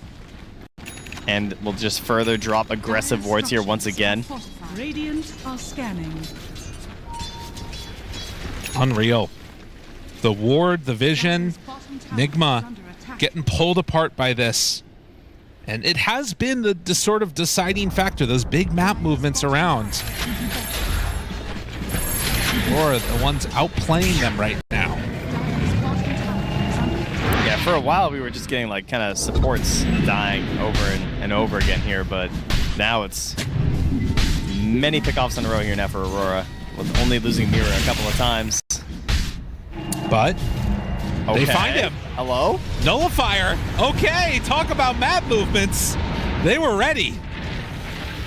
Nigma not done yet, and that is Roche up. And that's 75 seconds of no Tinker as well. So Wow. like, they are not engaging into this one. Man, they needed that so badly on the side of Nigma. Whoever called that MVP play right there for Nigma, because Yeah. it was really falling off the rails. That could be a massive turning point in this game because, yeah, the momentum was just totally lost. You're dying in your own Ancients. I mean, even right now, you still have Nightfall pushing bottom lane right now with his helm. My goodness. All right, Panto. He's just making sure that there's no one else in the team chat right now. The lead gets cut significantly, and those moments where you find one particular pickoff, is that Panto being like, Kitaka, did you hear me say that they might be coming over there? Check headset? Clearly, there must be something wrong with my headset. Every support player ever. No, it's weird because, like, maybe, it's either your headset or maybe it's your monitor because, like, my ward saw them, but, like, you still went there? You know, it's the life of the support player usually. All right. Settle down, won't you, as we get set for the 28-minute shrine. Nightfall on the other side for them. Mira gets jumped on. GH snowball punch. And now to claim the wisdom. Ghost says, this is mine. Get out of here, Tusk. Man, this game is really going to come down to just lockdown and control between this Ursa and this Marcy, right? Yeah, that's really what we've got. I mean, Nightfall is massive at this point. He's got the Remnant's Approach, he's got his own Basher. So it's going to be who gets lucky on the rolls with the Bashes and whose supports are able to offer them a little bit of control, because they just have such massive damage on the Ursa and the Marcy, right? Yes. It's just, can we actually hit people? Omar finds Toronto Tokyo in the mid lane, waiting for the rest of the squad to show up. Yataka is over here too. They've got a way to jump if they want it. Now, instead, they find the Tinker again! Kiyotaka! He went in like a madman, and now they're both in trouble! Panto also going to fall! They did not anticipate the team was there, I guess, and now Toronto Tokyo hoping to charge away. Oh, Nigma, are they running into the fountain? Slow down, everybody. Whoa there, doggy. Yeah, I think he thought he had the coverage there from Ringmaster, but the Hypnotize, it does eventually cancel the grip, but it doesn't matter at that point. Obviously, the damage is just way too quick from Sumail. Blowing him up with the Requiem. Yeah, no BKB used in that one either. Again, not that it necessarily might have made the difference, but another Walrus Punch connection. Mira, he's found, and Ghost is there. Nigma starting to fire on all cylinders, and you talk about momentum. That first Tinker kill leading directly into the second one. Yep. I mean, Kiyotaka's been out of the game more than he's been playing it for the past 4 or 5 minutes. That certainly feels that way, and plus they immediately, of course, got the Aegis, which is what let them play aggressive in the first place there. So yeah, things starting to go their way for a little while now. Still have a 9-second BKB available on this SF as well. Sumail can stand tall in this one and start to contemplate his next item.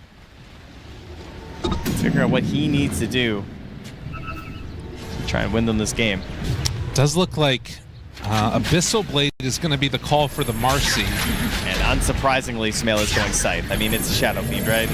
They love it too much with the blade. Noob, in the meantime, going to take the second Tormentor of the game now.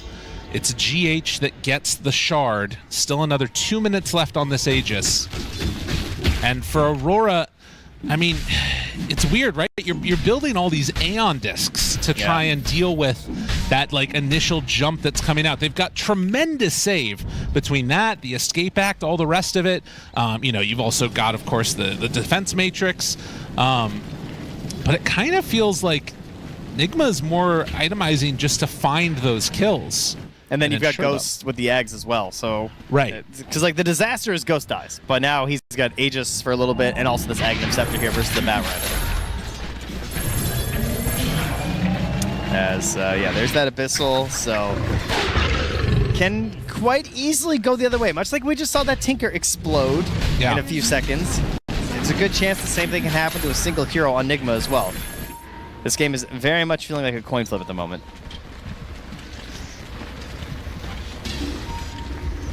Down bottom, Lycan is going to be leading the way for the rest of Nigma to get in position. They have that ward they're playing around. Mira just consistently just trying to cut these waves. Like, he is just not Tinker again? Fighting. Okay. That seems a little crazy with what your Bat Rider's doing. That's terrifying to go for that. I mean, you're playing on the edge, right? That's Tinker, I guess. And with the wave cut now...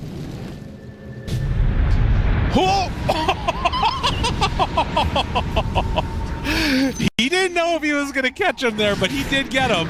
But now, Ghost tries to walk away from this one. Still has 20 seconds left on the Aegis. Sumail's coming, but again, there's no Requiem. He has BKB. Gonna pop it and try and run. Ghost backs away. Nightfall on the hunt. Chases after him. Omar, there he gets caught in the RP! Oh, it could have gone so well, but the RP was perfect. Ice Shard's trying to slow them down. Are they going to keep on chasing? Jump off the wolf in one. Omar tries to Nightmare to get away. Not going to happen. How different that could have looked if you get the Nightmare onto the mag, and instead they find him. He's rooted. He's in trouble. Noob needing to run away. Doesn't have a TP to escape. And so this is going to be a slow, dismal death for Noob. Sends the creep. There's nothing you can do against this. Can nullify, try and punch, but there's a little teeny tiny lichen. He's gone. By the end of it, you're just like a little stuffed animal. Hey, he's the little guy. The shrink ray. Honey, I shrunk the lichen. It's an old movie, man. They're making a new one, aren't they? Are they? Yeah, I think they actually are. I think they're making. I think he's back. Like Rick Moranis is returning. Wait, really? Yeah. Oh, that's hype. I love Rick Moranis. Well, be on the lookout for that, everybody, as only 2,000 gold separate. Unsponsored, by the way.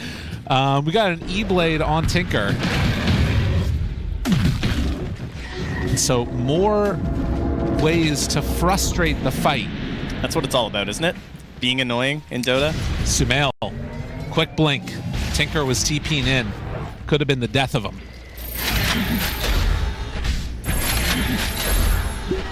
Yeah, and I mean, it's so much down to vision.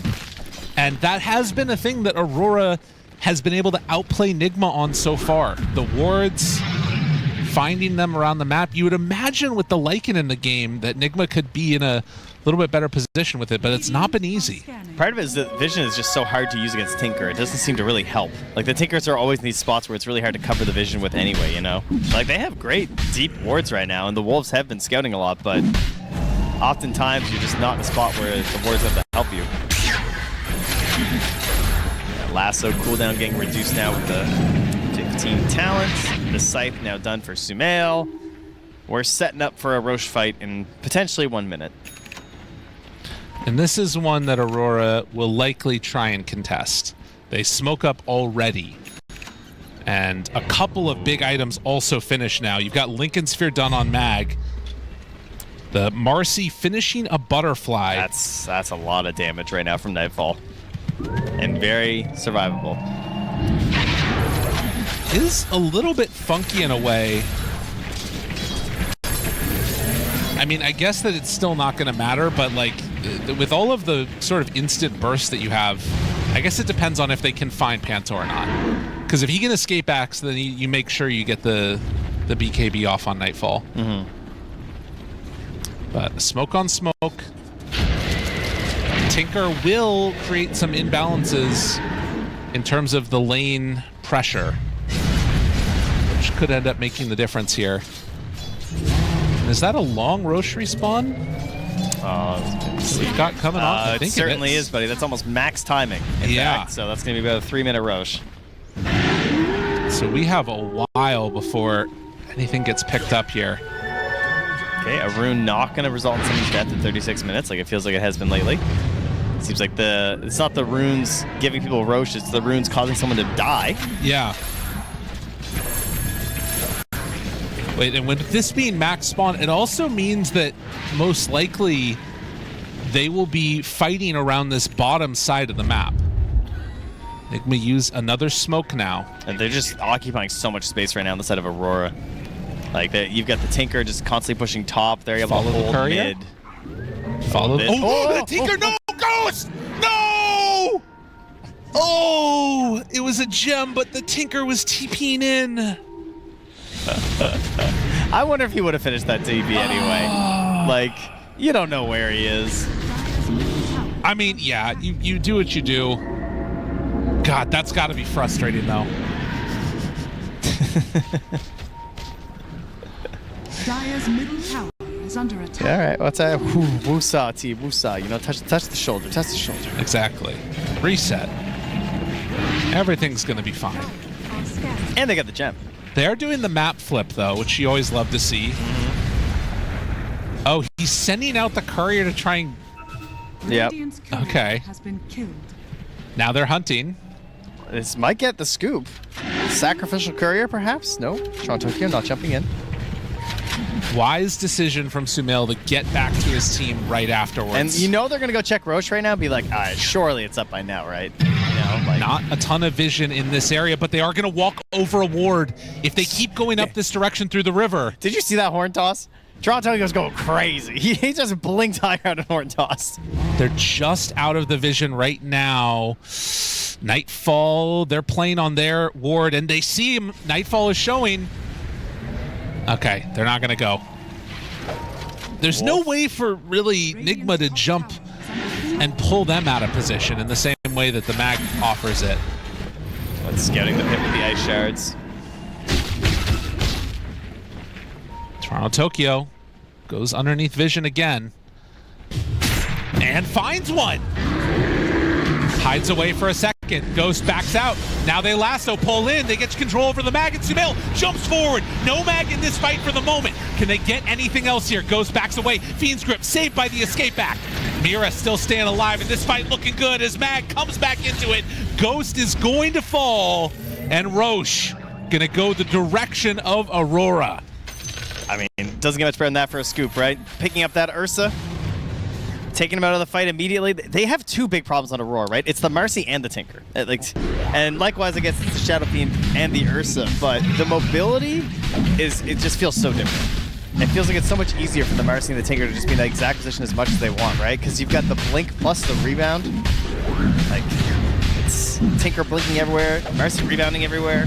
Well, and SF is sort of like, I feel like it's a fake being afraid of him right now. You know, it's like, yeah, he can do some good damage, but oftentimes, you know, the Requiem's going off into the BKBs, whereas Tinker, like, if you find one person solo, they're potentially just done. Although I guess he doesn't have Hex yet. Oh, he does have Hex, yeah, so it's even worse. Yeah, also, I'm a big Outworld staff hater. I swear, it just makes it easier every time. Every carry who does, it's like, oh, I got pulled in. Outworld staff. It's like, oh, I should get over there and make sure I follow up on this play now. Nightfall hitting high ground with 4.5 minutes left on this Aegis. They've got a creep. They have a Nightmare. Can pull him in pretty far here. Fortunate part is that there really isn't an answer after the fact. Walrus punches Tokyo jumped onto him. Hex is there. Oh, very nice. Keeps him alive. And wait, no! Kiyotaka! He's in way too far! And Noob's in too. He's breaking up the back line. Jumps onto Tokyo. The refresh is there, but GH, they get the lift. Yule Scepter chase down onto Nightfall in some trouble. Gets the enrage off, and they're still chasing. Can he get there in time? The punch! It's there! And they reclaim that Aegis. It might have taken 2 games, but the pincer comes eventually. Oh, they got him. Nightfall snowballed through. 4 dead just when you think you're safe. They pull you back down. Props to Noob. Very, very good play. Make sure he's out there, because you can imagine that Tokyo was ready, right? Trying to make that big save play. But he ensures that there's not going to be any sort of a Magnus to mess that up. Oh, and they find Mira. The vision, it's been there. And now it's Tinker alone who just bought back. Kiyotaka, if he dies here, it actually could just be over. How do they actually push, though? What's the plan? That's a good point. The wave's going to die. Omar has grip. Yeah. But no blink, though. Yeah, exactly. So how do they actually get to this guy? Well, Kiyotaka is hitting creeps right now. And he does have a wave coming in. Okay, they're going to get the wolves in the back line. Yeah, actually, I don't know if you can come back into this right now. Ghost is going to run mid. They want a lane so bad. They have now the Ringmaster back up. And the banner's down. Sets to the side.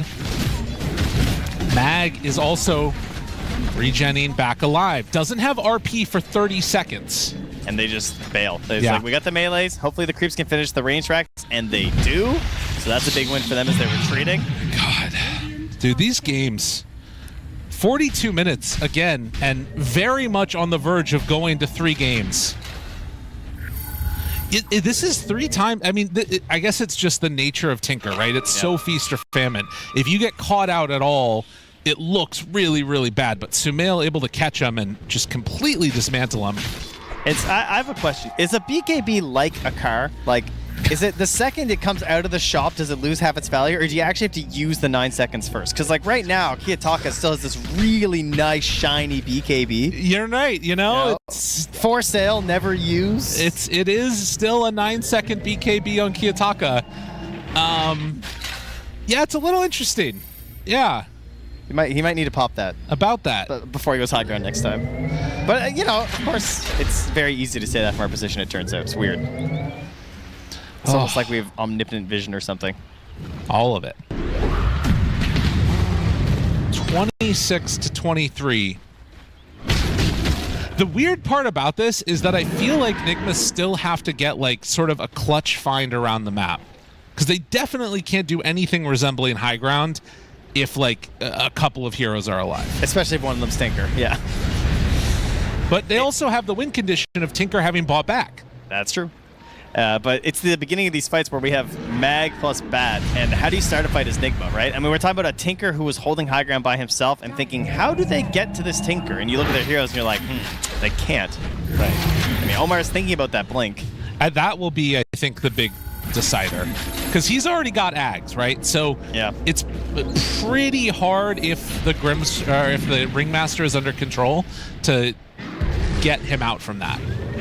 Like, you can hypothetically do it with Toronto, Tokyo, with some skewer plays or whatever else you want to do, but it's sketch.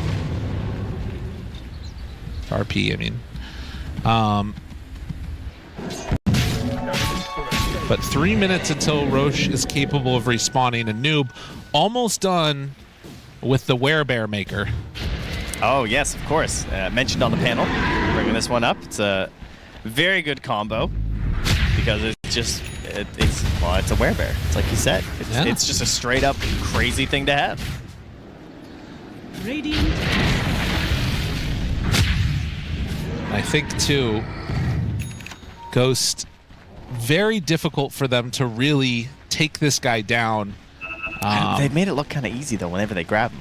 It's true, but now he's got level 25 too, right? That's true. That's massive. The Earthshark 2 charges with the shard means he's just basically enraged almost perma. It's really annoying to deal with. But if they can get the, the double tap there where he doesn't get a chance to use his ulti multiple times via that shock would be nice. But they are moving in. They're smoked up. They have the wolf bite. Noob ready to jump and turn him into a wolf at any given point. And there it is. Ghost. Wolf mode. Lycan, wolf mode. Okay, push to the high ground, now pulled to the low ground, now Ghost off to the side, and they get the Bout Rider control to Toronto, Tokyo, and is immediately taken apart and destroyed. The grip is there. Marcy is no more. They also find Kiyotaka, the Hex out. I don't know if it's going to stop Mira. They try and get away. TP out, yes! Kiyotaka somehow lives, and they buy back on Mag and Ringmaster. Sumail's getting low. Hold on just a second now. That might actually... The fact that Kiyotaka gets out, I think they can defend. It's 3 buybacks, though. It was very costly. So, Nigma, if they can just get out of here without losing anything, this is a big win for them. My goodness, 21,000 gold lead now. Yeah, it's a huge lead for Nigma. Still holding a pretty aggressive position here. GH looking to see if he can spot somebody. Want to keep those lanes shoved in, as there's still a minute before Roche is going to be capable of respawning. No refresher this time for Sumail. No BKB for 38, so don't want to get too crazy. That's the thing. Like, GH is ahead of Toronto, Tokyo right now in terms of farm. And... sort of speaking the issues that they've got right now. Are they going to try and go high ground? No. Dude, there's no way that you should be doing this. They do jump, find and kill Mira. Okay, this is... If it works, it's brilliant. It is. If it works, it's good, but it's very scary when you're watching an Ursa with no BKB starting this versus Tinker. But hey, it's back now. It's come back online. Sumail has this BKB too, so they managed to hit that. But here we go. Oh, no, no, no, no, no! Nigma, what are you doing? What are you doing? Why are you doing this? Dude, it was a minute till Roche. Just chill. Just chill, guys. What is there to gain? A tower? Okay, all right. It's okay. Bearman is back up in 80. What's the Roche timer look like? Oh, yeah, let's see. It's a relatively quick one. It'll be like a minute and like 10 or something. Okay. So, about a minute and a little bit from now. All right, so the Ursa should be back up by that point.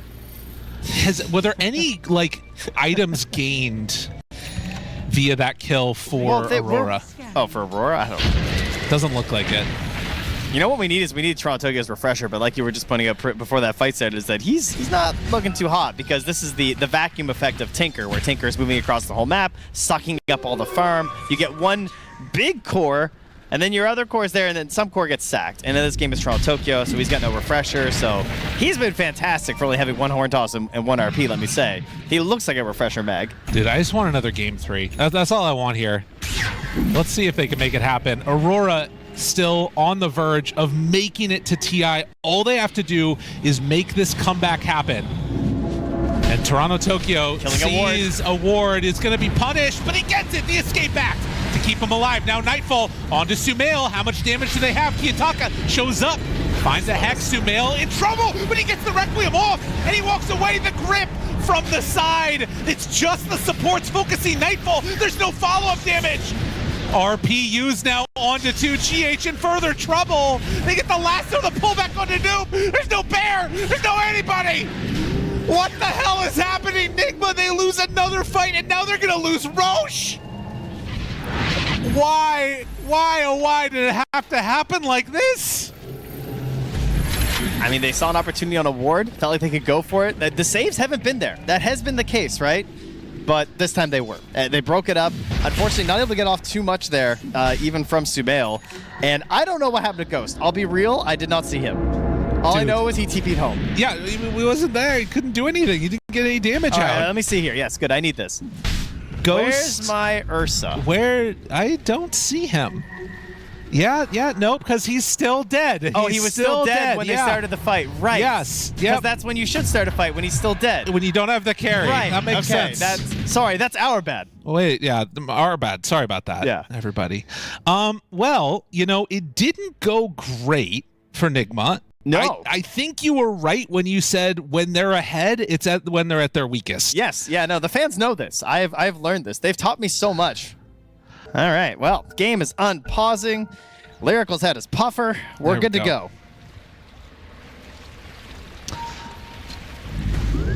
So 30-28. And an Aeon disc done. So we've got quite a few of those on the field right now. 3 of them for Aurora. And Kiyotaka trying to angle towards the Arcane Blink, I believe. How many cheeses do we have? They have a cheese on Ringmaster. They have a cheese on Magnus. We got some Lotuses. We're close to a block of cheese, in fact. Yeah, that could be another one to pick up. What do you think is the fraction of the piece of cheese of a wheel of cheese? The fraction of a piece of cheese. Like, if you look at that piece of cheese, what fraction of a wheel of cheese do you think that is?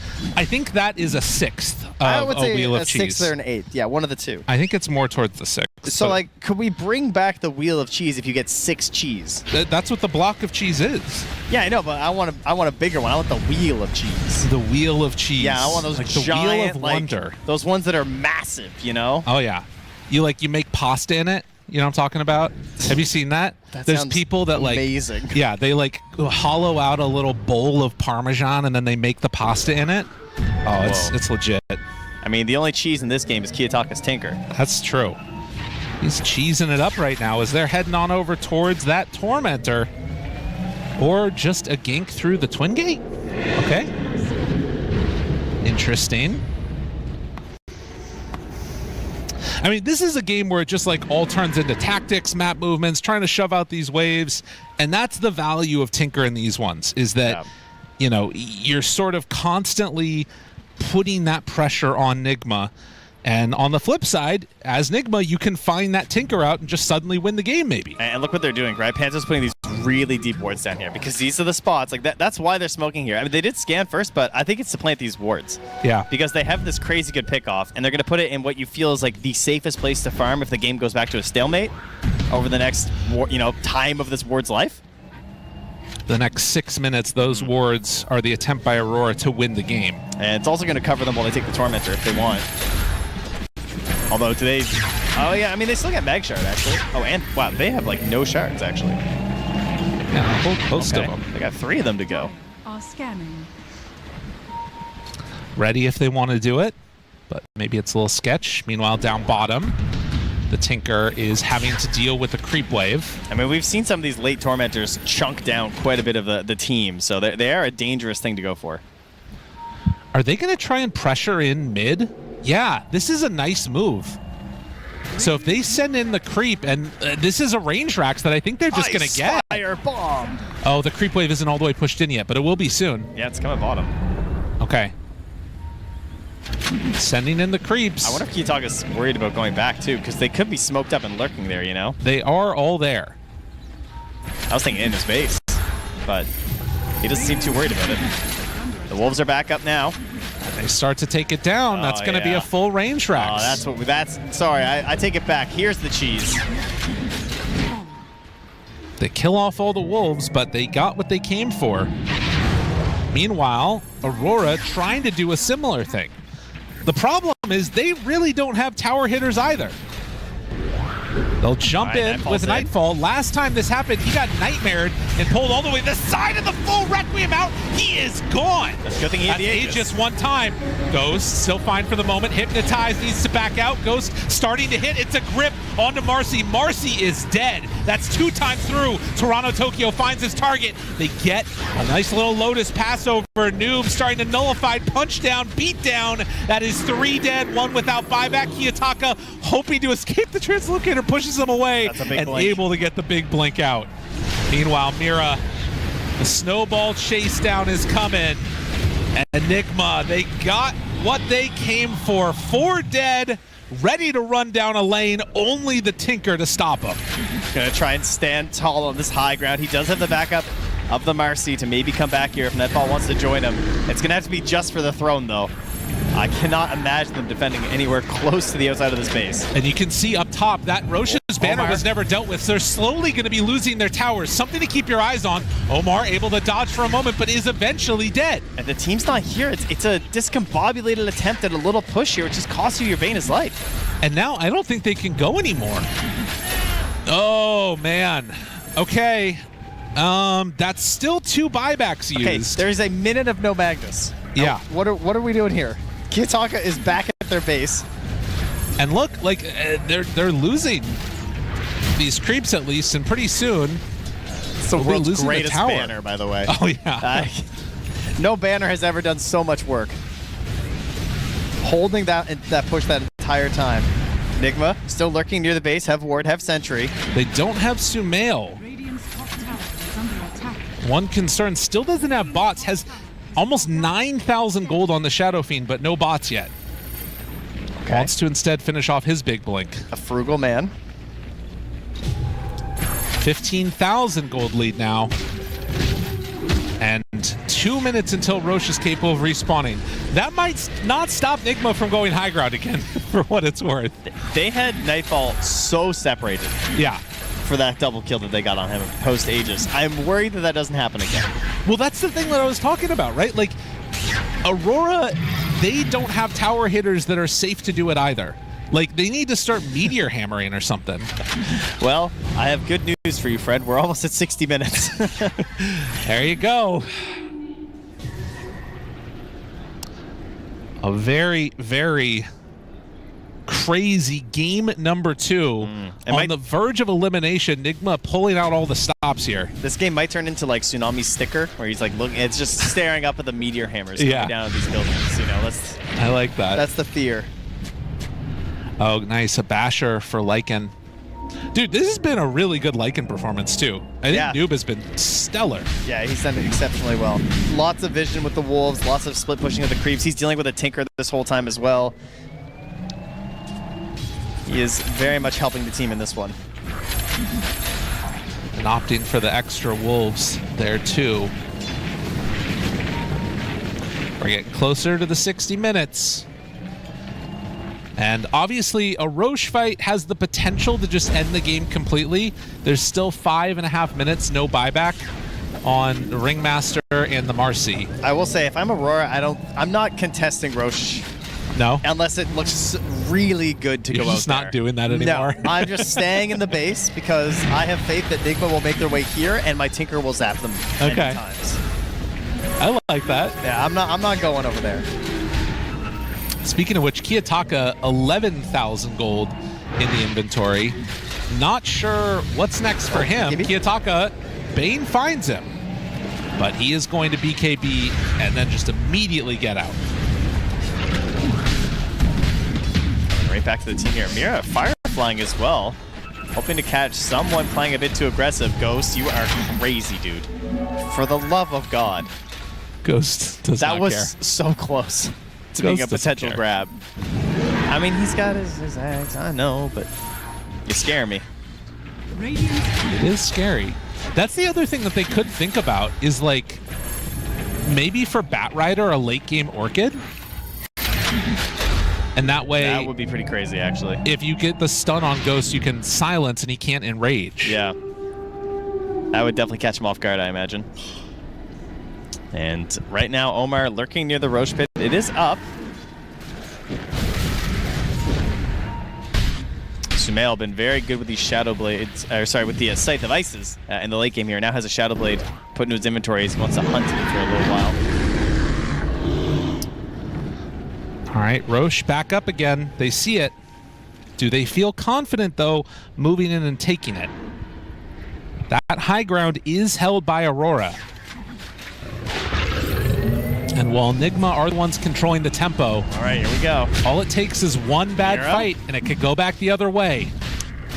Mira has buyback, so if he wants to feel a little crazy here, but the wolves, the creeps, letting them know what's up.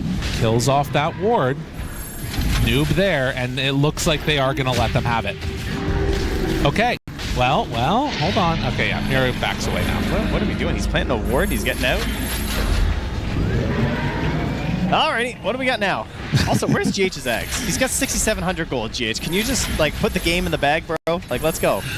It's tough, man. I don't know. I'm not sure what the right answer is. It's GH with an X, don't you believe? I do believe, but it's a weird one. It's hard to know if it's going to work or not. Full faith. Maybe you get hexed right as you're coming out of it. Or right as you jump in. I have to say, taking the Agnes Blessing away from Roche was a really good choice. Yes. We had too many free eggs. Yeah, it was way too good. It was, especially when it was either or. Yeah. That was the worst case for sure. Oh, no! He was right behind the tree. Oh, well, Instead, he wasn't. Panto gets scythed. That'll be a dead Panto. And then on the other side, it is Bane going down to Kiyotaka. All right, well, he doesn't have buyback. He has buyback and bots, in theory, if they wanted to do something. I think they're just going to send these creeps on over at the range racks again. Just be so annoying. It is giving over a lot of gold, though. Ah, what is gold at this point? That's true. You know, they're going to fill them with greed. All right, tier 5 newts. Let's go. Where are we at? Looks like Shadow Fiend is close to his. Ursa. We got a Stygian on the Mercy. Ursa has the option to go Divine Regalia. Unrelenting Eye is also really good, though. Ooh, that's a tough one. Okay, he goes the other one that is apparently better. As Mira controlled, and there's the Abyssal Bash. Abyssal, again, has buy, but this is typical, right? Everyone gets caught trying to go for these 60-minute neutral camps. Yeah. People are willing to spend their buybacks on it, really, just in case they need to defend. But that's a Book of the Dead now for GH, plus cooldown reduction. 8,000 gold, GH. Oh. 5,600 gold surplus, GH. And another Book of the Dead, this time for Shadow Fiend. So they're kind of massing that a little bit.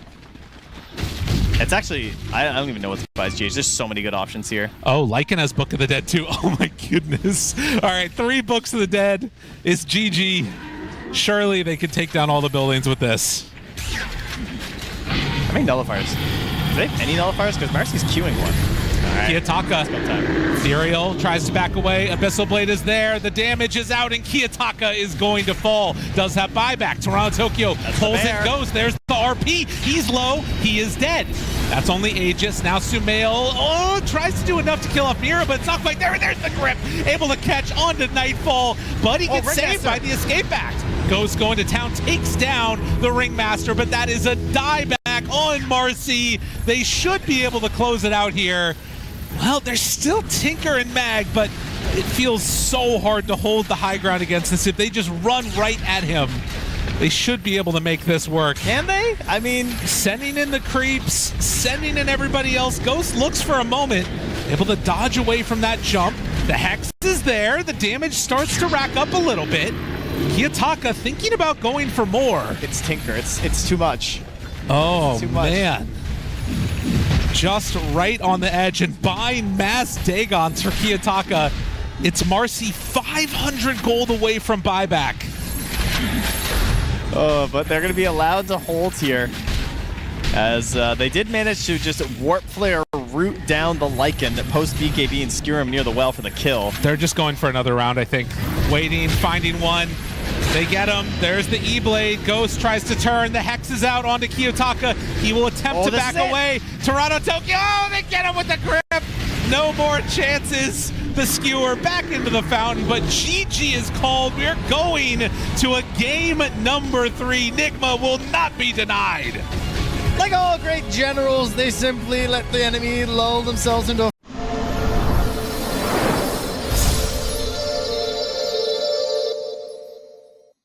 Let's go. Why don't we go to another late game? Why don't I go to 60 minutes? Strap on in. It'll be a fine old time. I think that it has been one of the more interesting, like, early stages here on the road to TI, where almost all of the games have followed a similar pattern. And if this is any indication, we're going to keep on seeing that. But is the Invoker going to be able to make the space needed? 30 seconds to battle. Yeah, it's all good questions, to be honest. I see a lot of the reasons why they don't like the Aurora lineup, but I also see the chance to snowball is there. You know, if you start connecting on kills, I think we've all been in that game before, where you just feel like a god on Disruptor because your team's ahead, so you're just running around the map, glimpsing people, and then Dawnbreaker just comes in and chunks somebody. You get a little Fisher into some Bedlam. Like, they have a lot of early game damage. Now, there are a couple of walls, I agree. This Medusa, this Underlord. But I worry that there could be a run-over potential here. Definitely a possibility and something we're going to have to watch out for. The other thing that's kind of interesting is that, like, if you do gate into a fight as Noob, there might be some potential just to glimpse him away. And that is, like, it's a weird one to think about, but it might be one of the most high-impact glimpses that you could get, is just to glimpse away the Underlord, because then there's no auras there. Yeah, and he has to, like, come back again. Like, I'll be there. GH and Mira battling it out. Sunstrike. Oh, Mira! You didn't anticipate that one. Maybe he did. He probably did. Okay, no need for a lane. We're just, we're doing it. Nice. Oh, he's so good! No, he's dead. Well, that's a bonus kill, so 345 plus the cost of the branch. It's a little expensive. True. That's a big play by Mira there. That's what you want to see. Okay, so not a huge problem, but does mean that Mira's actually probably going to get towards boots really quickly. What's coming out on the courier for her? It's the full boots, yeah.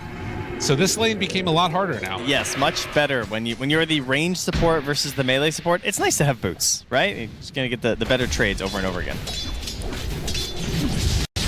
Meantime, Panto taking some punches from Omar, and Ghost already. Keep in mind, that's 250 HP, folks. So I know the bar looks full, but when the mana's gone, it's a bad time. I mean, that's not good. Their lanes are in a little bit of an awkward spot. At the very least, there's going to be 3 creeps coming underneath for them. But GH is going to have to really do some babysitting here. In the mid lane, Kiyotaka 7-4 versus the 6-3. So Sumail still having an okay time, but is going to be getting those range creeps denied out by Kiyotaka. Isn't it crazy that you can win a TI with a guy and he'll still kind of flame your Invoker on the panel? Oh, yeah. That's rough. I mean, it's just the way of it. There's just no loyalty. Punches. Ghost needs to back out. Mira there, too. Managed to survive, still held on to that Mango. GH still chasing onto Mira. Find a little bit of retribution for that earlier kill. Sunstrike, not going to be able to find it. Maybe could have waited for the snowball to come in, but... Oh, Mira just coming in there for that deny. Yeah. Just believing here that there's no way he's going to get punished for this. Single-digit last hits. Oh, another deny right in the face. 59 base Ghost. damage. Oh, don't stop looking. Versus 60. It's hurting. Yeah, that is super frustrating to deal with. Now maybe a battle over here to the side. Oh, GH gets inside. Okay. Now All right, Mira. let's see. There's another sun. Oh, there's no mana. He doesn't have mana for a Sunstrike to help. Yeah. Has to snowball over to the creeps. So they will manage to get it. Ghost feeling a little bit shook here in game number 3. Is he still at 8 last hits? Yeah. What's happening? Nothing good. It's been like a minute. I know. On this creep wave is meeting underneath the tower here too, so he's not getting any of those either. Well, I'm not a carry player, but I don't think that's very good.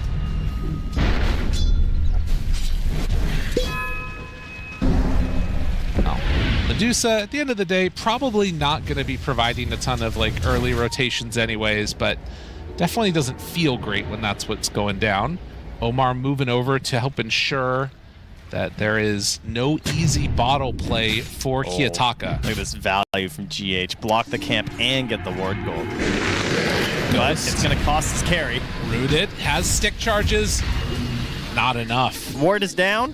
Carry player, the ward is down. Don't worry. I got this covered. Mira, Sunstrike going to land. Sumail getting involved in that kill. That's really the most important thing. Is that we actually saw this when we watched all of No One's games on the Invoker. Consistently, the Sunstrikes were helpful, but he wasn't getting the kills. And you want that gold boost on this Invoker because, if anything, it feels almost more important now that you're going Helm instead of Midas. Since it's a little bit less than the boost and more about just like getting up fast and moving on the map. Opportunity here to mess with Nightfall a bit.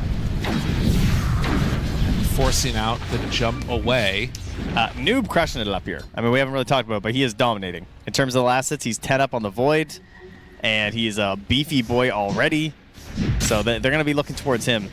And, I mean, you're a bit of an Underlord gamer. A little bit, yeah. I've seen you enjoy him. How are you feeling this game about the Underlord overall? I mean, it's pretty hype. I wouldn't mind. I mean, I know the panel was talking about like auras and stuff. If they are finding that there's some trouble, like, you know, getting things done around the map, I feel like Atos is pretty cool. I do love a good Atos game on the Underlord. I'm not gonna lie. I've also been seeing the Helm Underlord too. Yeah, that's been coming out. So. I think I like the Atos even more when you're playing against the Faceless Void too, because you know he's going Helm, and he's trying to time it too as well. Like when he wants to do his backtrack, you can really mess him up. But we'll see. Yep. Particularly with Sunstrike in hand, maybe that could be their answer to try and make stuff happen around the map. And of course, Omar going to be the one on this Bane to set things up. For my money, this has been a series a lot about Bane so far. Supports in general, fan. Really, yeah. I've been doing extremely well today. GH shards him down to the low grounds. And that means 6-minute rune. They glimpse back Omar. Not able to make any Nightmares plays happen, but just goes for the brain sap and the walk away. Yeah, the cold sap saving him from the combos. Oh, they're going in. Okay. Snowball through. Nightmare onto 1. The decision is maybe go for a kill here onto Panto. Now they go back in, another Bramble use, but Sumail gets the last touch onto the Disruptor. Can't quite find the connection with the shards there, but this is almost Helm done at 6.5 minutes. Yeah, really good pressure coming in to help out there, and even going to find that ward. Good work by Omar. And the plus side is because they've brought so many people mid, Ghost has actually been like a little bit free down bottom, where at least he's not worried about getting dove and killed yet. Yeah, there's not enough damage from Tron Tokyo to have to worry about it, so it's very, very helpful right now. Has the Falcon Blade too, as the supports make their way up top towards Noob. And yeah, just no real concerns here on the side of Nigma, as they're just gonna double back for the Shrine. Mira's gonna do the same. perfectly good. Dance with some wheels of cheese. There you go. That's the wheels you were looking for. Yeah, I'd say so. I think it is but 1/6. Because I think that was the rest of the cheese. Turns out it's Bane who's got them.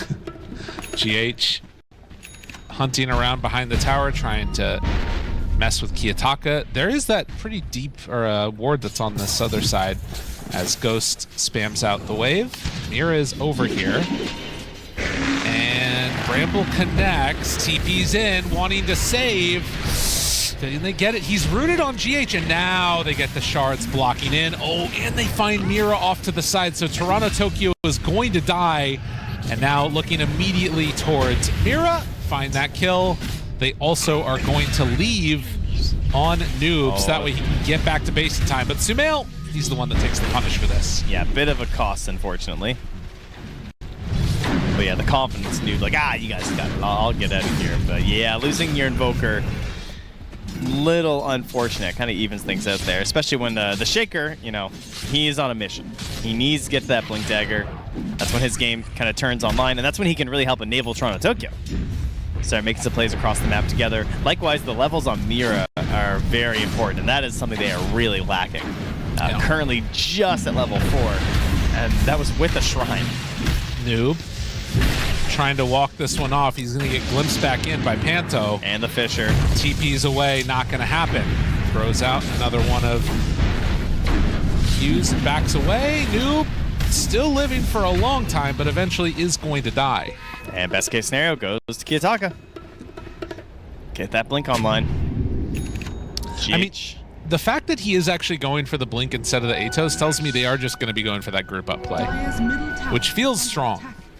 Oh yeah, yeah, pipe time indeed. As GH does find Kiyotaka, he's back here hunting. Trying to set up, but like, I don't know, 1200 HP, even with a Sunstrike. It's gonna need everything else to hit pretty well. I think this is just gonna be a death. Not really any other way to handle this. Can make a little bit of extra space, a snowball, a walk away, but Kiyotaka eventually finds that kill. More gold injected into the Earthshaker.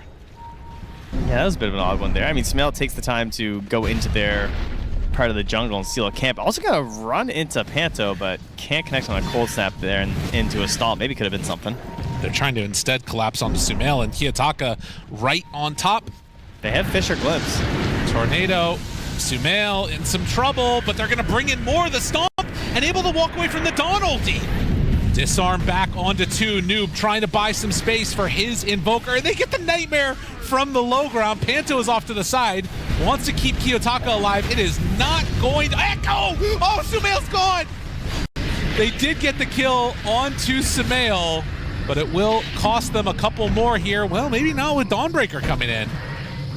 GH wanted to help out, but ended up bringing Sumail to his death. All of that for a 2-for-1 here. It does go the way of the Radiant. Oh, yeah. And it will slow down that Blink a little bit more. And it wasn't even a gold victory for even the 2 dead heroes, so everyone's getting a little bit richer after that one.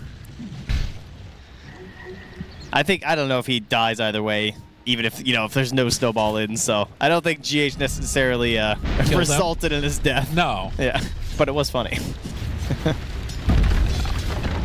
It's a good thing to see every now and then. Just show them who's the real boss. It's poor players. These modern day Invokers, they got a real army, huh? Oh yeah. Got your Helm, your Forest Spirits. In this case, it's got some Skeletons. It's an Earthshaker's dream right now. Noah Underlord ulti for another 30. GH keeps on walking around this area and might get glimpsed back again by the Disruptor. He spotted a creep getting blown up by the Shaker. But Omar level 6. Yeah, both supports on the Radiant with their ultis. Meanwhile, Panto close to 6, Mira just into level 5, and the push begins again. These Helm Invokers, tower just melting. Sumail gets the last hit, and Kiyotaka, with these last 2 creeps, is going to get the Blink Dagger done. Also moving in and taking out that ward. Omar counting to 4, gonna glimpse him back, or no? Nope, they don't like it. Too dangerous to the Invoker nearby. Yeah, understandable. Sumail ends up denying his own creep. A few more denies in their face.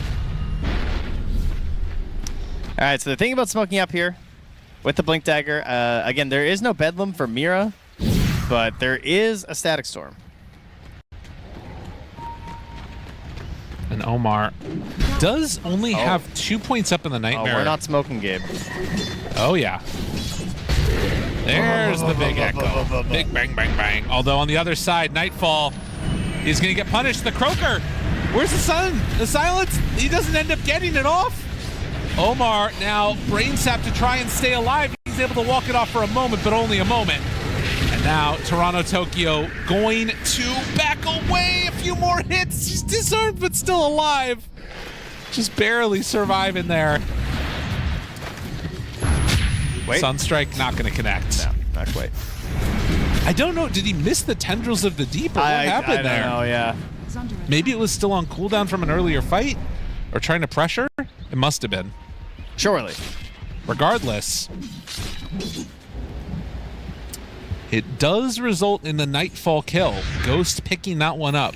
So a good injection of gold for this Medusa. Gives her a slight lead over the top of the Faceless Void, who is going Maelstrom after Helm. So no looking towards the defusal, at least yet. Yeah, I'm okay with that. I think Helm Defusal sounds a little wild to start. Got to get some farm going here. 2 farming items, really, I suppose. Yeah. And no other surprises either in terms of our itemization. We're going to have the early Aghanim Scepter for the Dawnbreaker. We're going Kaya after the Blink on the Shaker. It's pretty much all exactly we would want to hope for here, I think, if you're fans of the teams. Stack Storm's back up at 9 as they're getting close here. I mean, this is the other thing that's really nice about this for Invoker is, like, just sending out the creeps to farm for him so he doesn't have to show on wave. Although now, Nightfall, maybe getting an inkling that this is happening, is going to jump away. I mean, they have no detection, though. Oh, and they're going for the Wisdom, too. GH is going to get it. So that will be double Wisdom Shrine for Nigma. And just about to complete that pipe. Yeah, I don't think they're going to get anything here either. Like, GH is going to escape down. They might spot where Ghost is, but, I mean, there's still a tier 1 tower, and they're just on the wave, so yeah.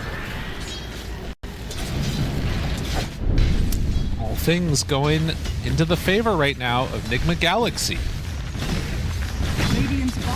They're working on an Aghanim Scepter soon for the Dawnbreaker, and as they take down this tier 1 tower down bottom, Aurora maybe in a slightly better position in terms of being comfortable fighting is kind of mitigated now by that pipe being done. This is Nigma's time to shine, though, right? It's nighttime. Yeah. So this is where the Bane wants to start roaming around and setting up these Nightmare plays into the Underlord with the Fiend's Gate. Like, that's the plan. Plus Sunstrike, like, they have a lot of good global potential, and you use your superior night vision to just run around and make plays.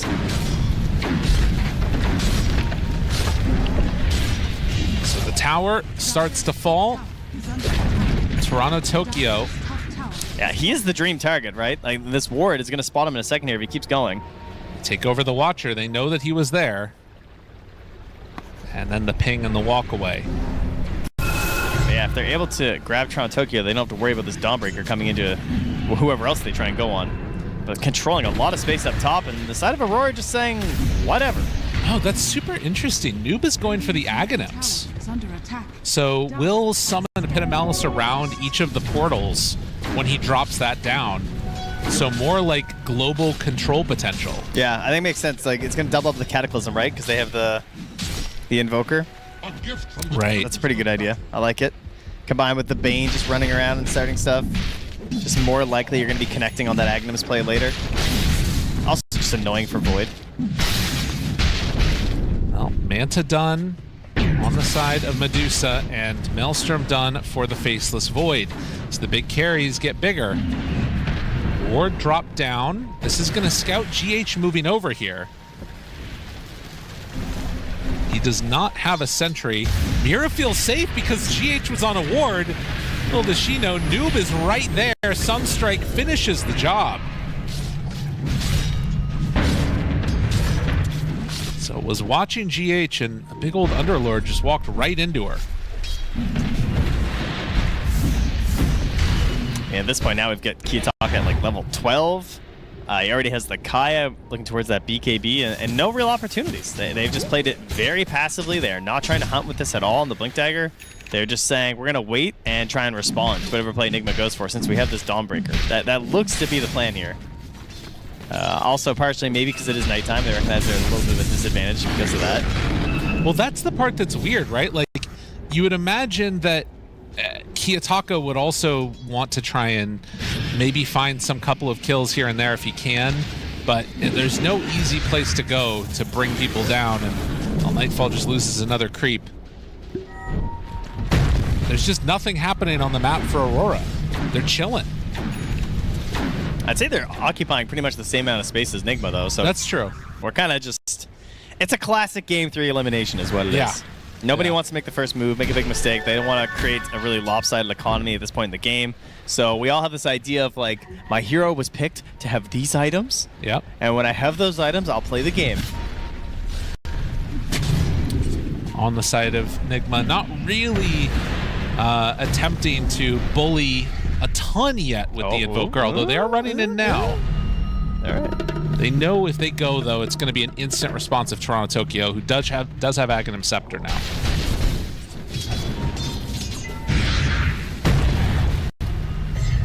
Kiyotaka standing strong in the mid lane. Noob. Second component of the Aghanim Scepter done now. X Watch. Special report segment. I am worried about Aurora a bit, though, because I think this timing from Medusa does not feel like Faceless Void is going to have the items he needs to sort of stop it. Ghost is almost at Butterfly. Yeah, there is a deuce in this game. That's true. I feel like he's just kind of doing his thing. As the time goes on, that gap is going to start to widen between Medusa and Void and Medusa and Shaker. And here we go. Omar. Casting spells. You're dead. Jump in and kill the Bane. What can they get out of this? What would you do for a Klondike bar, Lyrical? Not a lot right now, if I'm going to be honest. They are pretty yummy, I guess, actually. All right, well, what would you do to defend your Bane? Apparently nothing, and nothing to avenge his life either. Yeah, this is Disruptor. He does not have a ward, by the way. The weirdest gank ever, just to mess with Ghost farming pattern, and well, now it kind of ends up working because they showed up for a fight here. What a bizarre play that ended up working perfectly. Now Mira trying to get away from GH, who's finishing off the Dark Willow, but Panto is there and will eventually be brought down. That was really weird, but kind of awesome. Well, I was trying to look around. I was like, I mean, there's a Dawn, but like, would that be enough? They're trying to kill me! Dude, he's the best lines, I'm telling you. Oh, this hero.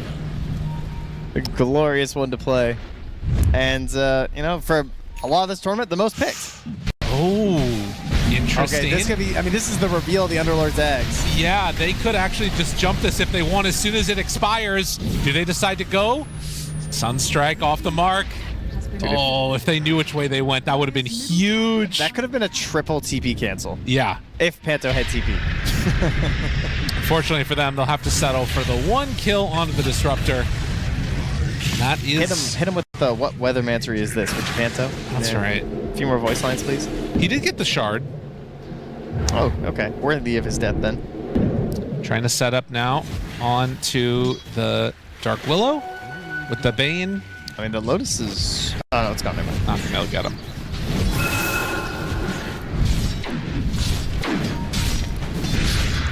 Ghost will pick up Nigma's. Puts him up to 17 in a bit as he moves on. I mean, that's the thing that's weird, right? Like, that play by the Disruptor stops the Medusa from getting, like, into the fight. But likewise, she is still farming, and that is a Butterfly done now at 21 minutes. And in terms of damage that they're throwing into it, like I don't think they have enough damage to kill her. We'll see how it goes though, and how Nigma want to play it, because you know, maybe they get pulled apart and suddenly everybody else is dead besides Medusa. That is the way that we've seen most teams deal with Medusa this tournament. Every time I'm watching a Medusa game, it's just people running around Medusa, ignoring her completely, because it's just not worth it most of the time. Yeah. Like, it is just the fact of it. Of course, those have been a lot of off-lane deuces too, so a little hard to ignore if you've got a lot more damage. Under attack. Let's see there. Still some win rates. All right. And the group up will commence. There's the smoke. They see Mira. It's the only person they're aware of right now. A slow, steady beatdown of the buildings. They're going to try and wrap around. They do spot Kiyotaka here, and hello, how are you? Kiyotaka now gripped. The Dawnbreaker ultimate comes in, looking for a punch. Oh. There it is. Pretty huge Echo Slam, but not enough damage yet. And Kiyotaka right-clicked to death. They also catch Mira off to the side. Won't be able to do anything else after the fact. So Kiyotaka dead for a Bane. We have some massive AoEs this game. Between, like, we got Firestorms, Pit of Malices, we got Invoker spells, we got Chronospheres, Echo Slams. It's just circles all over the place. And you can see it kind of in that fight, it starts to break down because of the way they're like denying out certain parts of the space. And despite getting off that Echo Slam and like trading for the Bane, the rest of the teammates just can't even get in there. Pretty much the worst way for that fight to start for the side of Aurora.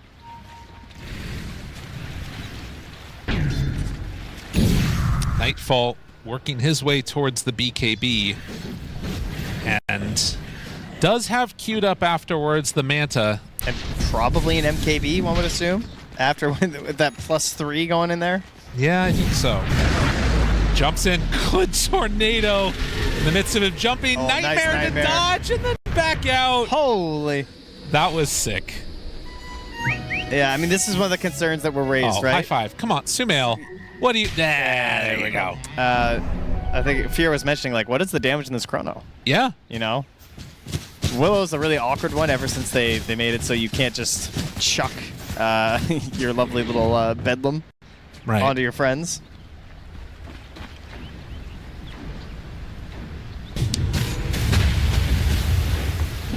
BKB nearly done for Nightfall, so by the time he has another Chrono, that'll be up. But like I would think Nigma are going to go Roche pretty soon.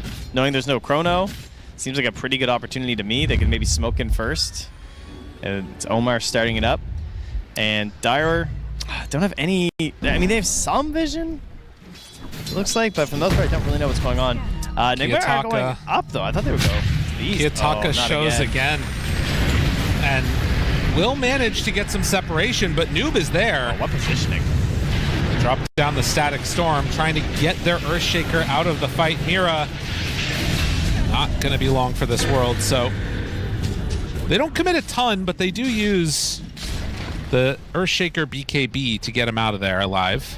Noob is really trying to flex how tanky he is and the lack of damage right now on the side of Aurora. He is just throwing these ultis into the middle of where he thinks they could all be, and they're forced to like throw a Static Storm down, but he's got a pipe he can pop if he needs to. Doesn't really need to. He's also got that invading force, like damage reduction flat, 10%, which actually I think doubles up when he goes through Fiend's Gate, if I'm not mistaken. That's pretty right. nice. And easy Roche. Timer for when it flips back to night. Do it on this part of the map that they have better control over.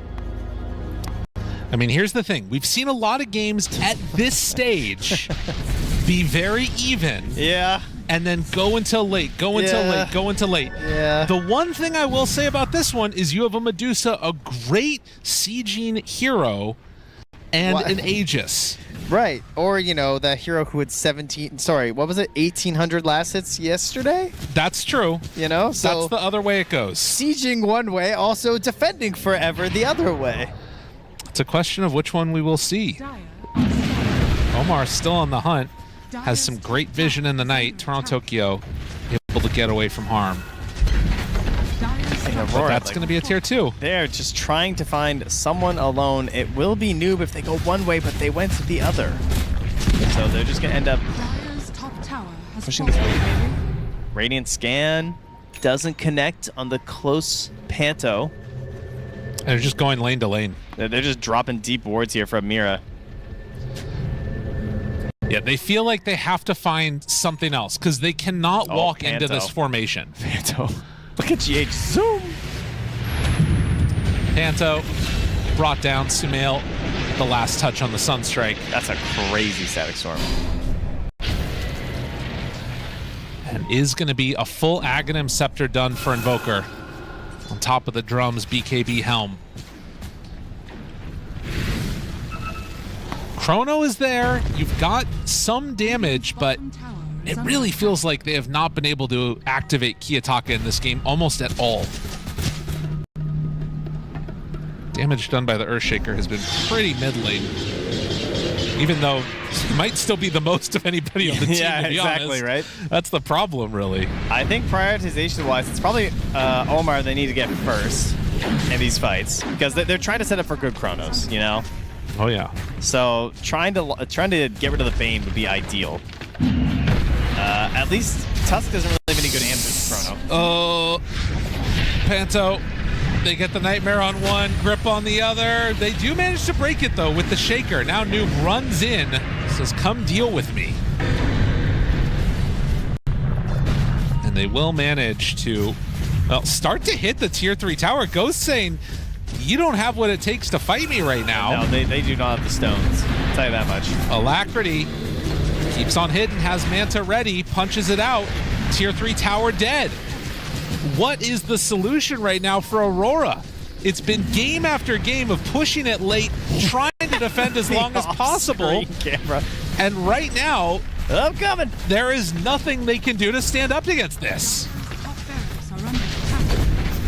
All right, well, I mean, Omar is lurking back there, is holding a great healing Lotus, so nice and tanky, and your buildings are gone, and he's going to take the wave, too. He doesn't even care. He says, buildings are dead, I still want the gold. Moves on in, finds Nightfall's creep, gives away a little bit more gold, and I mean, you can hit creeps as much as you want on Aurora. Eventually, they're going to hit buildings. This will be the saddest way to resign a game to your own fate. It feels like they have made 0 moves. Yes, there hasn't been anything that... Oh, nice man to dodge there by Ghost. They're trying to stop this pressure.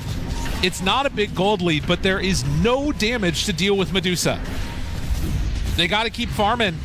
They got to do something. Aegis, another minute left on it. And in that minute, how much damage will be done to these buildings? Potentially another set of racks. They find the backline. No, Nightfall. It's the new Nightfall. BKB into death as Mira in trouble. Gonna get right-clicked down. Ghost on top of Toronto Tokyo. There is no buyback on this Faceless Void. Farming for what? Absolutely eviscerated. And on the other side, it is a damn good day to be a Nigma Galaxy fan as they are well on their way to qualifying to TI if they can close this out. You're making them nervous. I am. Let There's simmer no a little way bit. they could throw this game. None at all. I mean, this is just a march down lanes. It's really that simple. They've got the Dusa. She got farmed. And Ghost is piloting her straight down the lanes to the high ground, and Aurora have done nothing. They tried the wraparound play, and it failed miserably. They've got one more shot at it, really. At least till Mega creeps.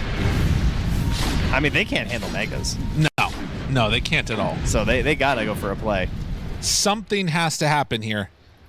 But it's like trying to beat a brick wall down with your hands. Have you tried that? Not anymore. 16-11, and now a Daedalus done for Ghost. Yeah, you can see the damage done. I mean, it's what you would expect. It's not even a ton done by Nigma. Courier scouting being attempted by Toronto Tokyo. They're trying everything right now to figure out what's happening. Cut waves whenever possible. Fissure block the wave. There's a catapult there, though. Does end up dying. Okay, we're smoked up on Faceless Void. Ghost standing tall, unafraid, out front. The taunts, they keep coming. Apparently, they're not too concerned. But can they stop this pressure? They jump in. They go all in. They want this kill on Medusa. Do they have enough left in the tank. A great terrorize, but the Cataclysm turnaround. Oh, nice Ghost job. is low. He's very low, but isn't enough damage. No! He's back up to full in the snowball save. Get out of here. There's nothing left for you. They drop down to Toronto Tokyo. They've eaten through his entire mana pool a second time. He actually can't get ulti off. Wait, have they actually done it? He jumps away. No! Ghost manages to find the kill onto Nightfall. Ghost survives. Ghost is too big. He's your own inevitability looking at you. As 3 are gone with no buyback. Aurora, nowhere left to go. Only Ghost survives in their dreams. It was so close. GG is called for the first time. Nigma, they are going to be going to TI as an org. It's been forever for a lot of these players, but they're finally doing it. Top 8 secured, and many fans just finally letting out a deep, deep breath that they've been holding in for the past 3 games.